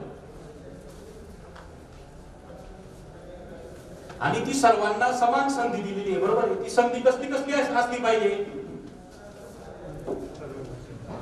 सांगा परत सरनाम्यातले वाक्य. म्हणून आता आपल्या राज्यसेवेच्या पेपरमध्ये आर्थिक समावेशन असा नवीन टॉपिक आलाय बघा. वाचलंय का तुम्ही सिलेबस? मग याचा काय अर्थ आहे? इकॉनॉमिक इन्क्लुजन म्हटलंय, समावेशन, समाविष्ट करून घेणे. म्हणजे दुर्बल घटकांसाठी जेवढ्या योजना आहेत त्या तुमच्या लक्षात पाहिजे आणि तुम्हाला सरनामा समजला पाहिजे. तेव्हा तुम्हाला आर्थिक समावेशन याचे तुम्हाला इकॉनॉमिक्सचे उत्तर येतील. नुसत्या युनिक अकॅडमीच्या नोट्स नाही येणार नाही उत्तर. म्हणून लक्षामध्ये घ्यायचं, प्रश्नपत्रिका तयार करणाऱ्यांकडे क्लासेसच्या सगळ्या नोट्स आहेत. त्याच्यातले 60% प्रश्न कसे यायला नको हे त्यांचं टार्गेट आहे. म्हणून स्पर्धा परीक्षेचा अभ्यास करताना तुम्ही पण पुस्तकं वाचू नका, पुस्तकं समजून घेऊन त्याचा अर्थ समजण्याचा प्रयत्न करा, हे खूप महत्वाचं. आणि म्हणून मी तुम्हाला जे प्रश्न विचारले ते त्याचं सगळ्यात उत्तम उदाहरण आहे. बरोबर. मग लक्षामध्ये घ्या, राज्यघटना राबवण्याची, राज्यघटना चालवण्याची शक्ती पण आणि जबाबदारी पण जनतेकडे आहे. त्यासाठी कायदे करण्याची जबाबदारी संसदेची आहे आणि कायद्याचा अर्थ लावून तो घटनेनुसार आहे किंवा नाही म्हणजे रद्द पण करण्याचा अधिकार न्यायालयाला आहे. आता घटना कळली तुम्हाला व्यवस्थित? पहिले हे समजून घ्या, म्हणून ग्रुप डिस्कशन महत्वाचं आहे. म्हणजे नुसतं राज्यघटनेचं जर तुम्हाला लेक्चर द्यायचं राहिलं माझ्याकडून तर त्याला 1 दिवस पाहिजे, पण आता तुम्हाला आजच्या ह्याच्यामध्ये फक्त तुम्हाला मला समजून सांगायचं, तर हे लक्षामध्ये घ्या. मग आपली गल्लत कुठं होते? ग्रामीण भागात त्या पोरांची कलम. आणि नागरिकत्वाचा कोणता कलम आहे? 5 ते 11, 12. मूलभूत हक्क 12 ते 35. याला नाही महत्व. मूलभूत हक्क म्हणजे काय ते लक्षामध्ये घ्या आणि शब्दांकडे लक्ष द्या. शब्द खूप महत्वाचे. जेव्हा कायद्याचा विषय येतो म्हणजे राज्यघटनेचा शब्द महत्वाचा असतो, त्याला हक्क म्हटलेलं आहे. म्हणजे हे दिलेच पाहिजे. म्हणजे बाप जर मेला तर मुलाचं नाव सातबाऱ्यावर यावंच लागेल, हा हक्क. मार्गदर्शक तत्व म्हटले म्हणजे फिलॉसॉफी पाळलीच पाहिजे, बंधन. शब्दाकडे लक्ष द्या. आणि मूलभूत कर्तव्य, तिसरा प्रकार आहे मूलभूत कर्तव्य. रस्त्यावर थुंकू नये, मूलभूत कर्तव्य. पण थुंकला तर लगेच तुमचं डोकं कापलं जाईल का तलवारीने? नाही, 200 रुपये दंड घेऊन सोडलं. म्हणजे नीतिमत्ता ठेवा. म्हणजे ही विनंती घटनाकारांची जनतेला, मूलभूत कर्तव्य. मार्गदर्शक तत्व, याला कायद्याचं स्वरूप दिलं पाहिजे, बंधनकारक नाही. आलं लक्षात? मग हे मार्गदर्शक तत्वाचं मूलभूत हक्कात रूपांतर कोण करू शकतं सांगा? 1 संसद, 2 राष्ट्रपती, 3 सर्वोच्च न्यायालय. सांगा.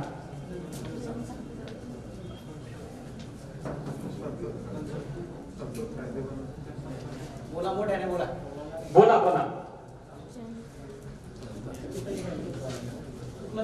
मार्गदर्शक तत्वाचं मूलभूत हक्कात म्हणजे कायद्यात थोडक्यात रूपांतर कोण करू शकतं? संसद. बरोबर. स्टेप बाय स्टेप सांगा. याचं उत्तर 3 आहे. संसद पण, राष्ट्रपती पण, सर्वोच्च न्यायालय पण टप्प्याटप्प्याने.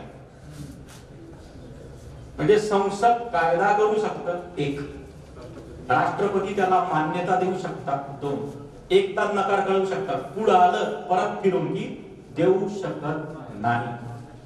आणि 3 ते घटनेच्या चौकटीत, मूलभूत चौकट असा एक निकाल दिलेला आहे सर्वोच्च न्यायालयाने. ठीक आहे, तो वाचून घ्या. आहे त्या पुस्तकात अवेलेबल. घटनेची मूलभूत चौकट ठरवून दिलेली आहे सर्वोच्च न्यायालयाने, ती ओलांडता येत नाही. मग हे मार्गदर्शक तत्वाचं कायद्यात रूपांतर मूलभूत चौकटीमध्ये आहे किंवा नाही हे ठरवण्याचा अधिकार दिलेला आहे सर्वोच्च न्यायालयाने. हे तुम्हाला कळलं पाहिजे. आलं तुमच्या लक्षात? मुख्य परीक्षेला, राज्यसेवेला असे प्रश्न असतात. म्हणून तुम्ही घरी गेल्या पहिले काय करणार? मी ते तुम्हाला 5-6 स्टेप सांगितल्या, त्या अभ्यासक्रम समजून घेणे, त्यानुसार मग तुम्ही पुस्तक निवडणे, त्यानुसार नोट्स कशा काढायच्या, त्या विषयाचं वर्गीकरण तुम्हाला कळलं पाहिजे. म्हणजे राज्यघटना डोळ्यासमोर आलं की त्याचे कोणते कोणते पार्ट्स आहेत हे तुमच्या डोळ्यासमोर, त्यानुसार वाचन करा, नोट्स तशा काढा. आलं लक्षात? मग नंतर काय ग्रुप डिस्कशन आहे, मग प्रश्नपत्रिका सोडवा. मग याच्यासाठी कोणत्या विषयाला जास्त प्राधान्य द्यायचं, आता माझा शेवटचा टॉपिक. तुम्ही प्रश्नपत्रिका कधी बघितल्यात का? आधी के सागरचं पुस्तक विकत घ्या, की 2012 ते 2020 या कालावधीमध्ये पूर्व परीक्षांचं विश्लेषण दिलेलं आहे. आलं लक्षात? के सागरचं घ्या, युनिक अकॅडमीचं घ्या, कुठलंही घ्या. तर त्याच्यामध्ये तुम्हाला दिलेलं आहे, तर तुमच्या एक लक्षामध्ये येईल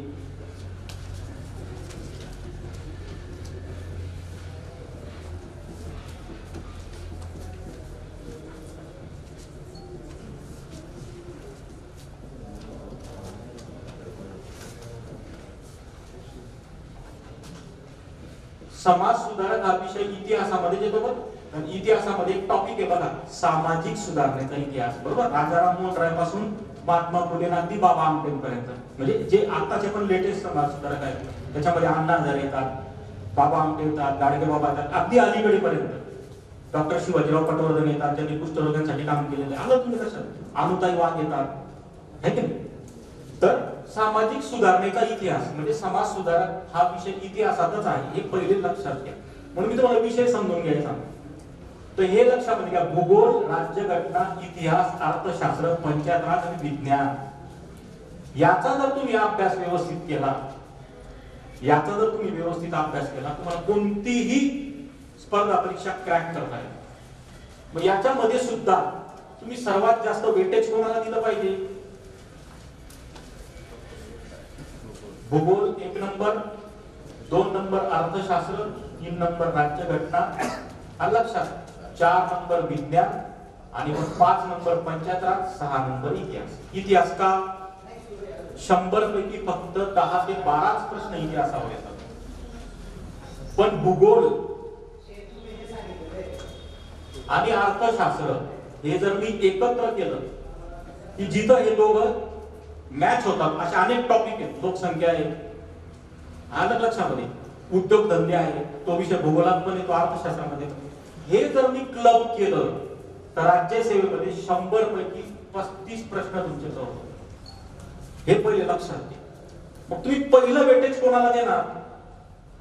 तुमच्या ताटामध्ये बदाम काजू ठेवले आहे ना, भेंडीची भाजी ठेवलेली आहे, शिमला मिरचीची भाजी ठेवलेली, गुलाबजामुन ठेवलेले. पहिले काय खाणार? काजू बदाम गुलाबजामुन खाणार ना. जर तुम्हाला न्यूट्रिशन पाहिजे तर त्या पद्धतीने तुम्हाला सोप्या भाषेत सांगावं म्हणून मी सांगतो. आता तुमच्या लक्षात,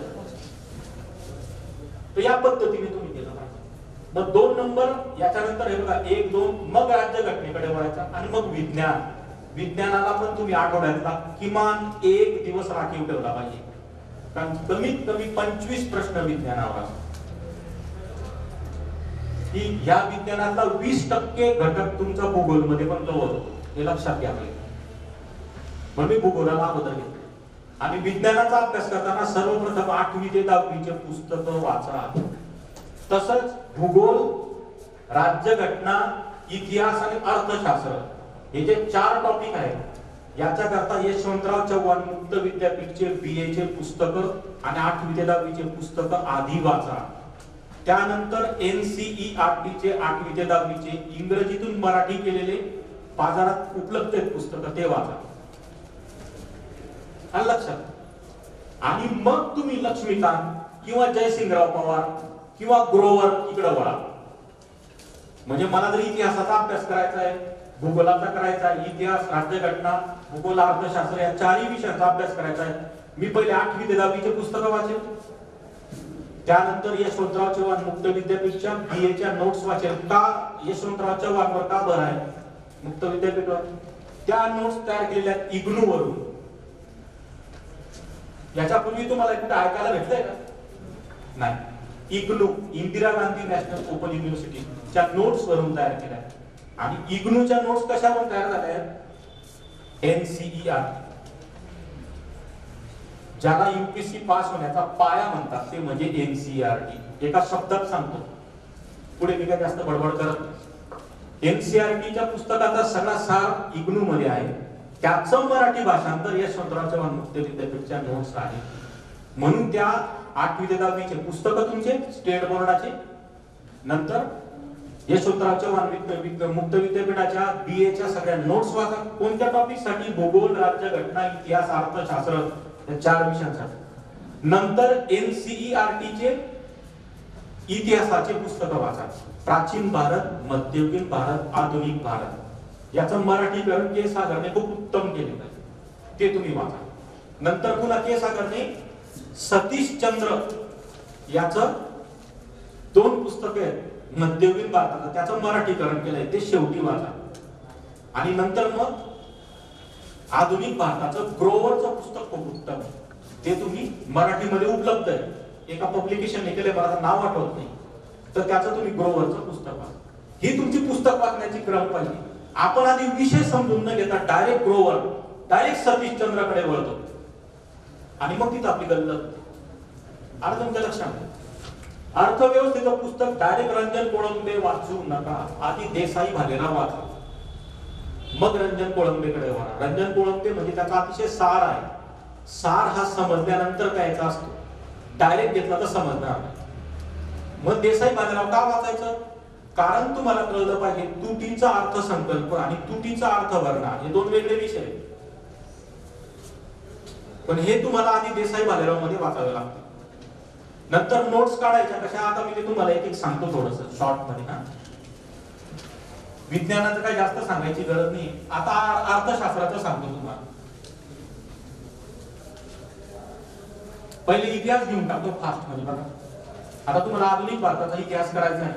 1909 चा कायदा, 1919 चा कायदा, 1935 चा कायदा. याच्या अगोदर पण कायदे झालेले कोणते सांगणार कोणी मला? 1773 चा रेग्युलेटिंग ऍक्ट, बरोबर का? त्याच्यानंतर कोणते आले? 1813, 1833 मध्ये चार्टर ऍक्ट. ते कायदे मग एका साईडला लिहा, अगदी एका पानात तुम्हाला सगळे कायदे तयार करून देतो. 1773 है ना, तर हे चार्टर ऍक्ट सगळे लिहा. नंतर तक्ता तयार करा. स्पर्धा परीक्षेचा अभ्यास म्हणजे काय आहे? डायग्राम म्हणजे आकृत्या, नकाशे, तक्ते. या 3 शब्दात स्पर्धा परीक्षा लक्षात ठेवा. निबंध नको का? तर तुम्हाला डिस्क्रिप्टिव्ह प्रश्न द्यायचे का? नाही. ऑब्जेक्टिव्ह, पूर्व पण ऑब्जेक्टिव्ह, मुख्य पण ऑब्जेक्टिव्ह. मदर पिच ज्याच्यावर आपल्याला बॅटिंग करायची तीच ऑब्जेक्टिव्ह आहे, तर पद्धती पण अभ्यासाची ऑब्जेक्टिव्ह पाहिजे. ठीक आहे. मग पुढे तरतुदी लिहा. त्या कायद्याच्या वेगवेगळ्या तरतुदी आहेत. पहिले म्हणजे हक्क कोणते दिले हो, की एवढे सदस्य इथून निवडले जातील. हे जे कायदे झालेले थोडक्यामध्ये काय आहे? कोण सांगेल मला हे कायदे म्हणजे का आले? पहिले हे समजलं पाहिजे. म्हणून यशवंतराव मुक्त विद्यापीठच्या नोट्स मी आधी म्हणतो, मग ग्रोवर नंतर म्हणतो. पण ग्रोवर मध्ये दिलेलं नाही. हे कायदे का आले कोणी सांगेल मला? मागील कायद्यांच्या त्रुटी दूर करण्यासाठी नवीन कायदा आणलेला नाही. हे सगळेच कायदे का आले असा माझा प्रश्न आहे. आलेच का? ब्रिटिश पार्लमेंटच्या कंपनीला ईस्ट इंडिया कंपनी होती त्याच्यावर नियंत्रण मिळवण्यासाठी नाही.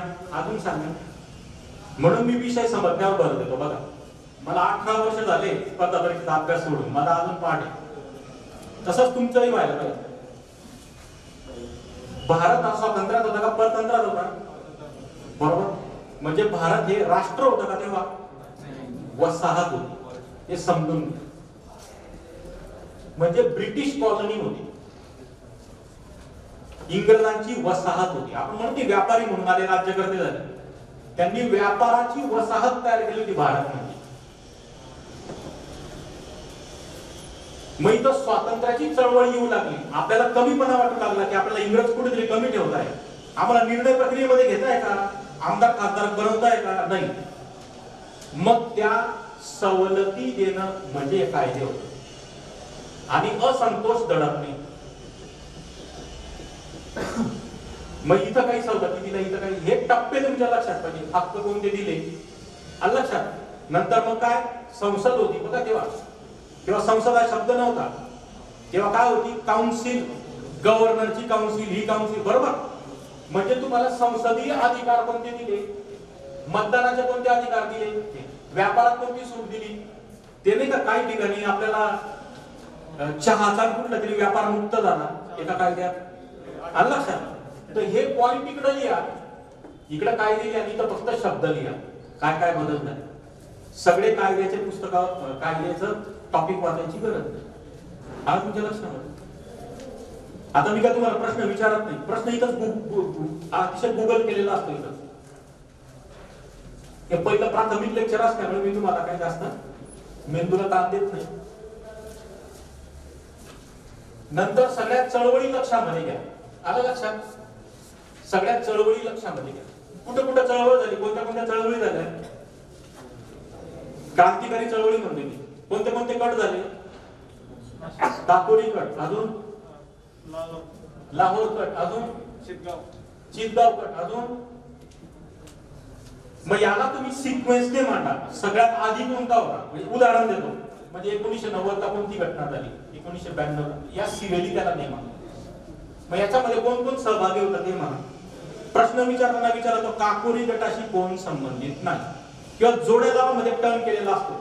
इकडे क्रांतिकारीचे नावं दिलेले असतात, इकडे चळवळीचे नावं दिलेले असतात, आणि अ म्हणजे 2, ब म्हणजे 4 जोड्या गाव, ते येत नाही आपल्याला. मग हे लक्षामध्ये ठेवण्यासाठी नावं काय करणार,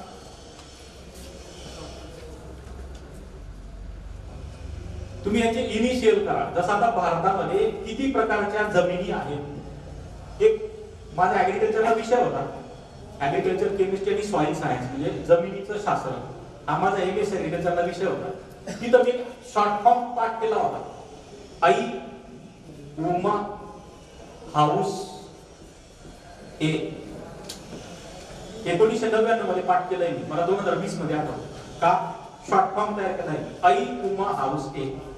अँडीसॉल्स, इन्सेप्टिसॉल्स, अल्टीसॉल्स, मोलिसॉल्स असे ते ब्रिटिश ते लॅटिन नामकरण मी क्लासिफिकेशन नॉमेनक्लेचर लक्षात ठेवतो. तसं तुम्ही लक्षात ठेवा ना, आनंद बिहारी बोस आ घ्या फक्त, रास बिहारी बोस रा घ्या, कोणत्या गटात कोण होतात हे शब्द पाठ करा. म्हणजे काकुरी घेतला तर आराम कर हे काकुरीमध्ये होते. म्हणून मग त्या जोड्या गावात तुम्हाला फास्ट जमल्या पाहिजे. मग तेव्हा तुम्ही प्रत्येकचे नावं डोळ्यासमोर आणणार, हे करणार, तोपर्यंत 2 मिनिटं तुमची एका जोड्या नावामध्येच जाते. आणि लक्षात, म्हणजे ही अभ्यासाची तुमची पद्धत आहे. आता समाज सुधारणेचा इतिहास मी म्हणतो एकाच पानावर घेता येतो. बोला किती समाज सुधारक आहे, म्हणजे भारतीय समाज सुधारणा आणि महाराष्ट्रातली समाज सुधारणा, म्हणजे थोडक्यात गावरान भाषेत भारतातले समाज सुधारक आणि महाराष्ट्रातले समाज सुधारक एका पानात मला नोट्स पाहिजे. कसं सगळ्यात जास्त प्रश्न कशावर येतात, डॉक्टर आंबेडकर, शाहू महाराज, महात्मा ज्योतिबा फुले, आगरकर, महर्षी धोंडो केशव कर्वे, असे तुम्ही सगळे एका लाईनीमध्ये घ्या. ओके, तक्ता तयार करा. एका पानात तुमचा भारताचा आणि महाराष्ट्राच्या समाज सुधारणेचा इतिहास तयार होईल. एकाच पानात. सुरुवात कुठून होते, जन्म, तारीख लिहा, कुठं झाला, आई वडिलांचं नाव, कुटुंबाची माहिती घ्या, म्हणजे वडील कुठे मिलिटरीमध्ये होते, वडील शिक्षक होते, है ना, वडील पुजारी होते, जे काय असेल ते तुम्ही घेऊ शकता. बरोबर. नंतर घ्या समानता, स्त्री, शिक्षण, शेतकरी, क्रांतिकारी चळवळ, म्हणजे कशा कशात त्यांचं योगदान होतं ते लिहा. संस्था कोणत्या काढल्या, त्यांचे उद्गार काय होते, उद्गार. पुस्तक कोणते लिहिले, वृत्तपत्र कोणते काढले, आंदोलन कुठे कुठे आंदोलन केले, मृत्यू कुठे झाला, हे सगळे शब्द इकडे राहतील. आणि हा तुमचा तक्ता तयार. एका पानात झाला का समाज सुधारण्याचे इतिहास. ही आपल्या अभ्यासाची पद्धत पाहिजे, आणि याला रंगीबिरंगी पाहिजे. जन्म काळ्या पेनाने लिहिणार तर काळ्या पेनाने लिहा, पुस्तक निळ्या पेनाने लिहिणार तर निळ्या पेनाने लिहा. तुम्हाला अनुभव सांगतो, प्रश्नपत्रिका सोडवताना पुस्तकं म्हटलं की तेवढा निळा जो कॉलम आहे पूर्ण डायरेक्ट तुमच्या डोळ्यापुढे प्रश्नपत्रिके समोर पटपट तुमचं. म्हणजे मी प्रश्न कसा विचारला, खालीलपैकी कोणत्या पुस्तक डॉक्टर आंबेडकर यांनी लिहिलेले नाही. आलं लक्षात. पण एक असतं जे फक्त लिहिलेलं नसतं, आणि 3 असतात ते लिहिलेलं असतं. किंवा मग खाली पुन्हा अजून टर्न केलं जातं, 1 व 2, वरीलपैकी फक्त 3, सर्व 1 व 4, तिथून आपण गोंधळ होणार. प्रश्न जागेवरून टर्न केलेला आहे. का तुम्ही निबंधासारखा वाचताय, आंबेडकर वाचतात तर 4 पानं नुसते आंबेडकर वाचतात, फुले वाचतात तर 10 पानं नुसते फुले वाचतात.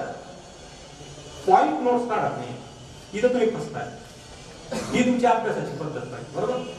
आणि हा तक्ता तुमच्या 5 लोकांमध्ये प्रत्येकाला वेगळ्या वेगळ्या काढायला लावायचा. तू भूगोलाचा अभ्यास कर, तू मला समाज सुधारणाचा तक्ता तयार करून दे, आणि एकमेकाचे तक्ते ग्रुप स्टडी मध्ये एकमेकांना समजवायला सांगायचं. म्हणजे मी भूगोल, राज्यघटना, समाज सुधारक, इतिहास या 4 टॉपिकचा अभ्यास करायला मला 1 महिना लागेल. हे जर मी वाटून घेतले तर 8च दिवसात हे भूगोल करतील, मी समाज सुधारक, हे इतिहास, आणि त्या नोट्स एकमेकांना देऊन त्या चर्चा कशी काढली सांग. आणि प्रश्न एकमेकाला विचारतात. तू प्रश्न तयार कर बरं. आता मी तुम्हाला जोड्या तयार करून दिली बरोबर. आणि समाज सुधारकांचा तुम्हाला फिलॉसॉफी कळली पाहिजे. त्यांनी समाज सुधारणा करताना त्यांच्या पुढे फिलॉसॉफी कोणती होती ती कळली पाहिजे. आता मी तुम्हाला हे पूर्वी राज्यसेवेमध्ये विचारले गेलेले पूर्व आणि मुख्यमंत्री प्रश्न सांगतो मी तुम्हाला. ओके.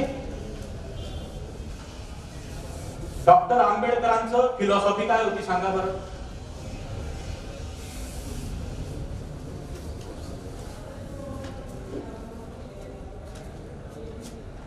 किंवा मी असं जर लिहिलं बघा,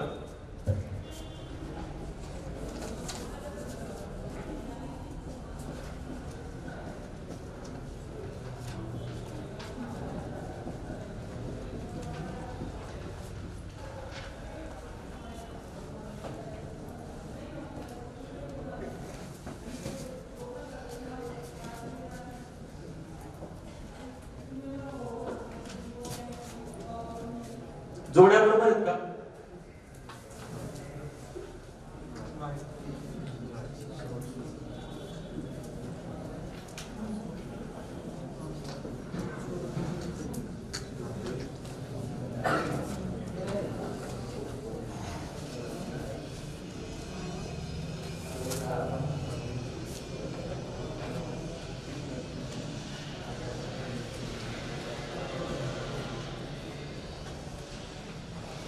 या सर्व जोड्या बरोबर आहेत.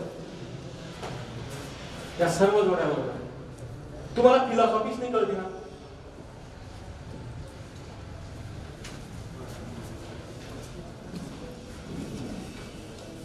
आताचे जे राज्यकर्ते आपण लोकशाहीचे जनक कोणाला म्हणतो?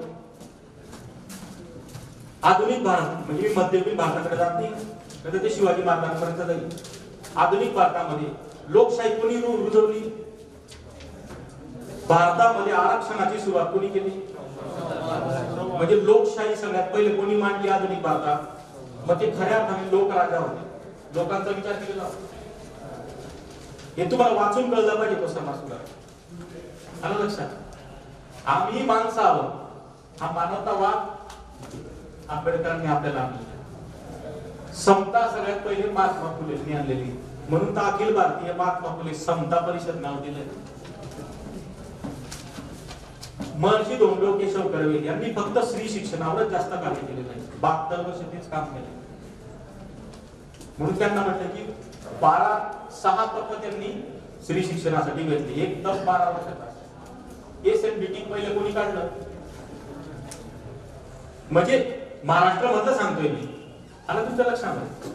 तसं तर ती सुरुवात सावित्रीबाई फुलेंनी केलेली. पण आपण फक्त समाज सुधारकांवर हे करतोय. तर हे ऍक्च्युअल यांचं वर्णन आहे. आलं लक्षात. म्हणून तुम्ही समाज सुधारक पहिले समजून घेतलं पाहिजे. म्हणजे समाज सुधारक वाचताना मी जो तक्ता तयार केला ना, तो तक्ता तर तुम्ही तयार करा आणि नंतर त्यांचा निबंध वाचून त्यांचं नेमकं ध्येय काय होतं, त्यांना कोणते तत्व रुजवायची होती समाजामध्ये, समाज सुधारणा करताना त्यांची तत्व कोणती होती ती लक्षात घेतली पाहिजे. म्हणून तुम्ही पहिले भिडे पाटील, फडके प्रकाशन कोल्हापूर, महाराष्ट्राच्या समाज सुधारणेचा इतिहास, भिडे पाटील, फडके प्रकाशन कोल्हापूर यांचं पुस्तक वाचलं पाहिजे.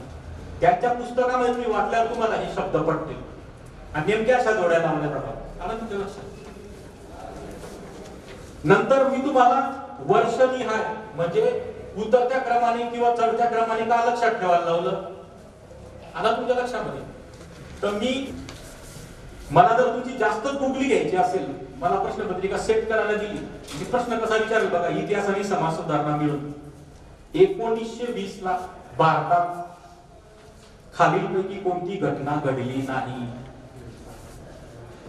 मी लिहिलं असहकार चळवळ झाली होती 1920 ला. बरं, अजून काय काय झालं 1920 ला कोणी सांगू शकेल मला? बघा, तुम्हाला का उत्तर येत नाही? कारण तुम्ही सरळ वाचताय इतिहासाला. या पद्धतीने तुम्ही अँगलिंग करत नाही का? आणि म्हणून मी तो तक्ता का तयार करायला लावला, त्याच्यामध्ये तुमच्या लक्षामध्ये 1920 मध्ये समजा हा समाज सुधारकाने हे पुस्तक लिहिलं होतं, तर तेव्हा ही चळवळ चालू होती, तर याने हे वृत्तपत्र काढलं. एकाच याच्यात तुमच्या लक्षामध्ये आला तुमच्या लक्षामध्ये? किंवा मी असं म्हणेल 1920 ते 1947 कालखंडात खालीलपैकी कोणत्या घटना झालेल्या आहेत? 5 लिहून घेईल मी, खाली परत म्हणलं वरीलपैकी ब व ब, क व ड, 1 2 3 वरील सर्व. तिथंच तुम्ही गोंधळून जाणार, गोल गोल गोल गोल गोल. म्हणून नोट्स अशा काढल्या पाहिजे. इतिहासाच्या नोट्स काढताना तुम्ही या पद्धतीने काढल्या पाहिजे, वर्ष वाईज त्याला केलं पाहिजे. म्हणून क्रांतिकारी चळवळ सर्वात सुरुवातीची पासून शेवटपर्यंत घ्या. शेतकरी चळवळ पण आहे बघा, मोपला चळवळ, ही चळवळ आहे ना. नंतर आदिवासी उठाव बघा, भिल्ल उठाव, रामोशी उठाव, हे सगळे तुम्ही तक्त्यामध्ये उतरत्या क्रमाने वर्षाच्या घ्या आणि एकदा इतिहास सगळे तक्ते डोळ्यासमोर ठेवून बघा. मग तुमच्या लक्षामध्ये येईल की 1818 है ना, 1857 तुम्हीच होमवर्क करा, कोणत्या कोणत्या घटना झाल्या. एक उदाहरण, 1901 ते 1915 कोणत्या कोणत्या घटना झाल्या, त्याच्यामध्ये सगळ्या भौगोलिक घटना असतील, इतिहासाच्या असतील, अशा एकदा करून बघा. म्हणून ग्रुप स्टडी महत्वाचा आहे. आता तुम्ही जेव्हा प्रश्नपत्रिका, मी तुम्हाला हे सगळं जे भाषण करतो, जेव्हा तुम्ही प्रश्नपत्रिका बघणार तेव्हा तुमच्या लक्षामध्ये येईल की मी तुम्हाला अशा पद्धतीचं मार्गदर्शन का करतो. आता इतिहासाचा अभ्यास पण तुम्ही तसा केला पाहिजे. समजा मध्ययुगीन भारत किंवा प्राचीन भारताचा इतिहास आहे, बरोबर. वाकाटक, मौर्य, गुप्त यांच्या काळामध्ये स्त्रियांची परिस्थिती कशी होती.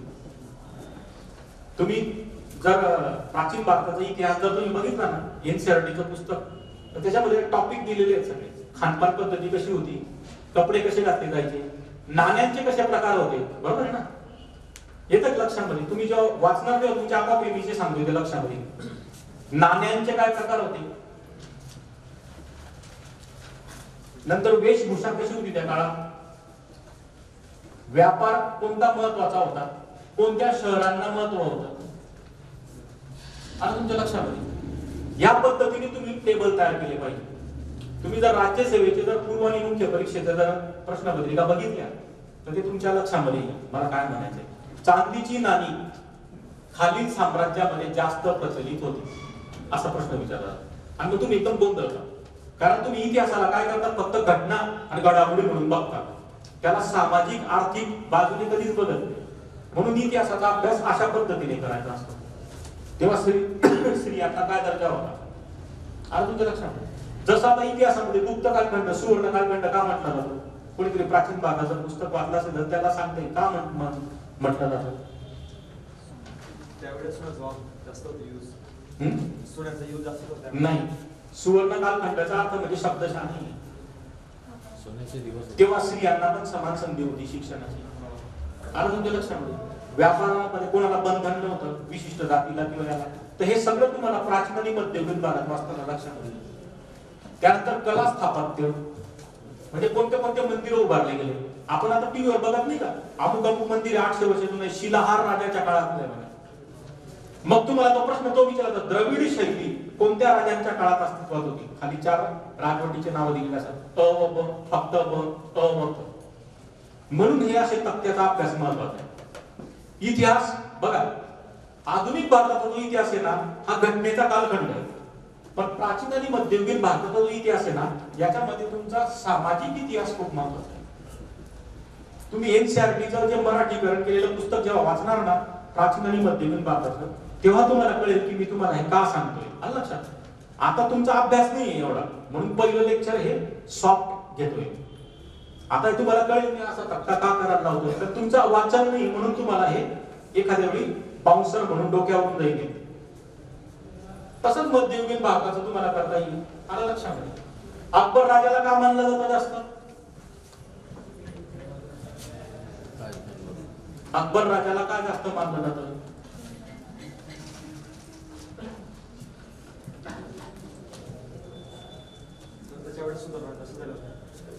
हिंदूंवर जो जिझिया कर होता तो रद्द केला होता. हिंदूंच्या ज्या यात्रा होत्या, धार्मिक यात्रा, त्याच्यावरचा कर रद्द केला होता.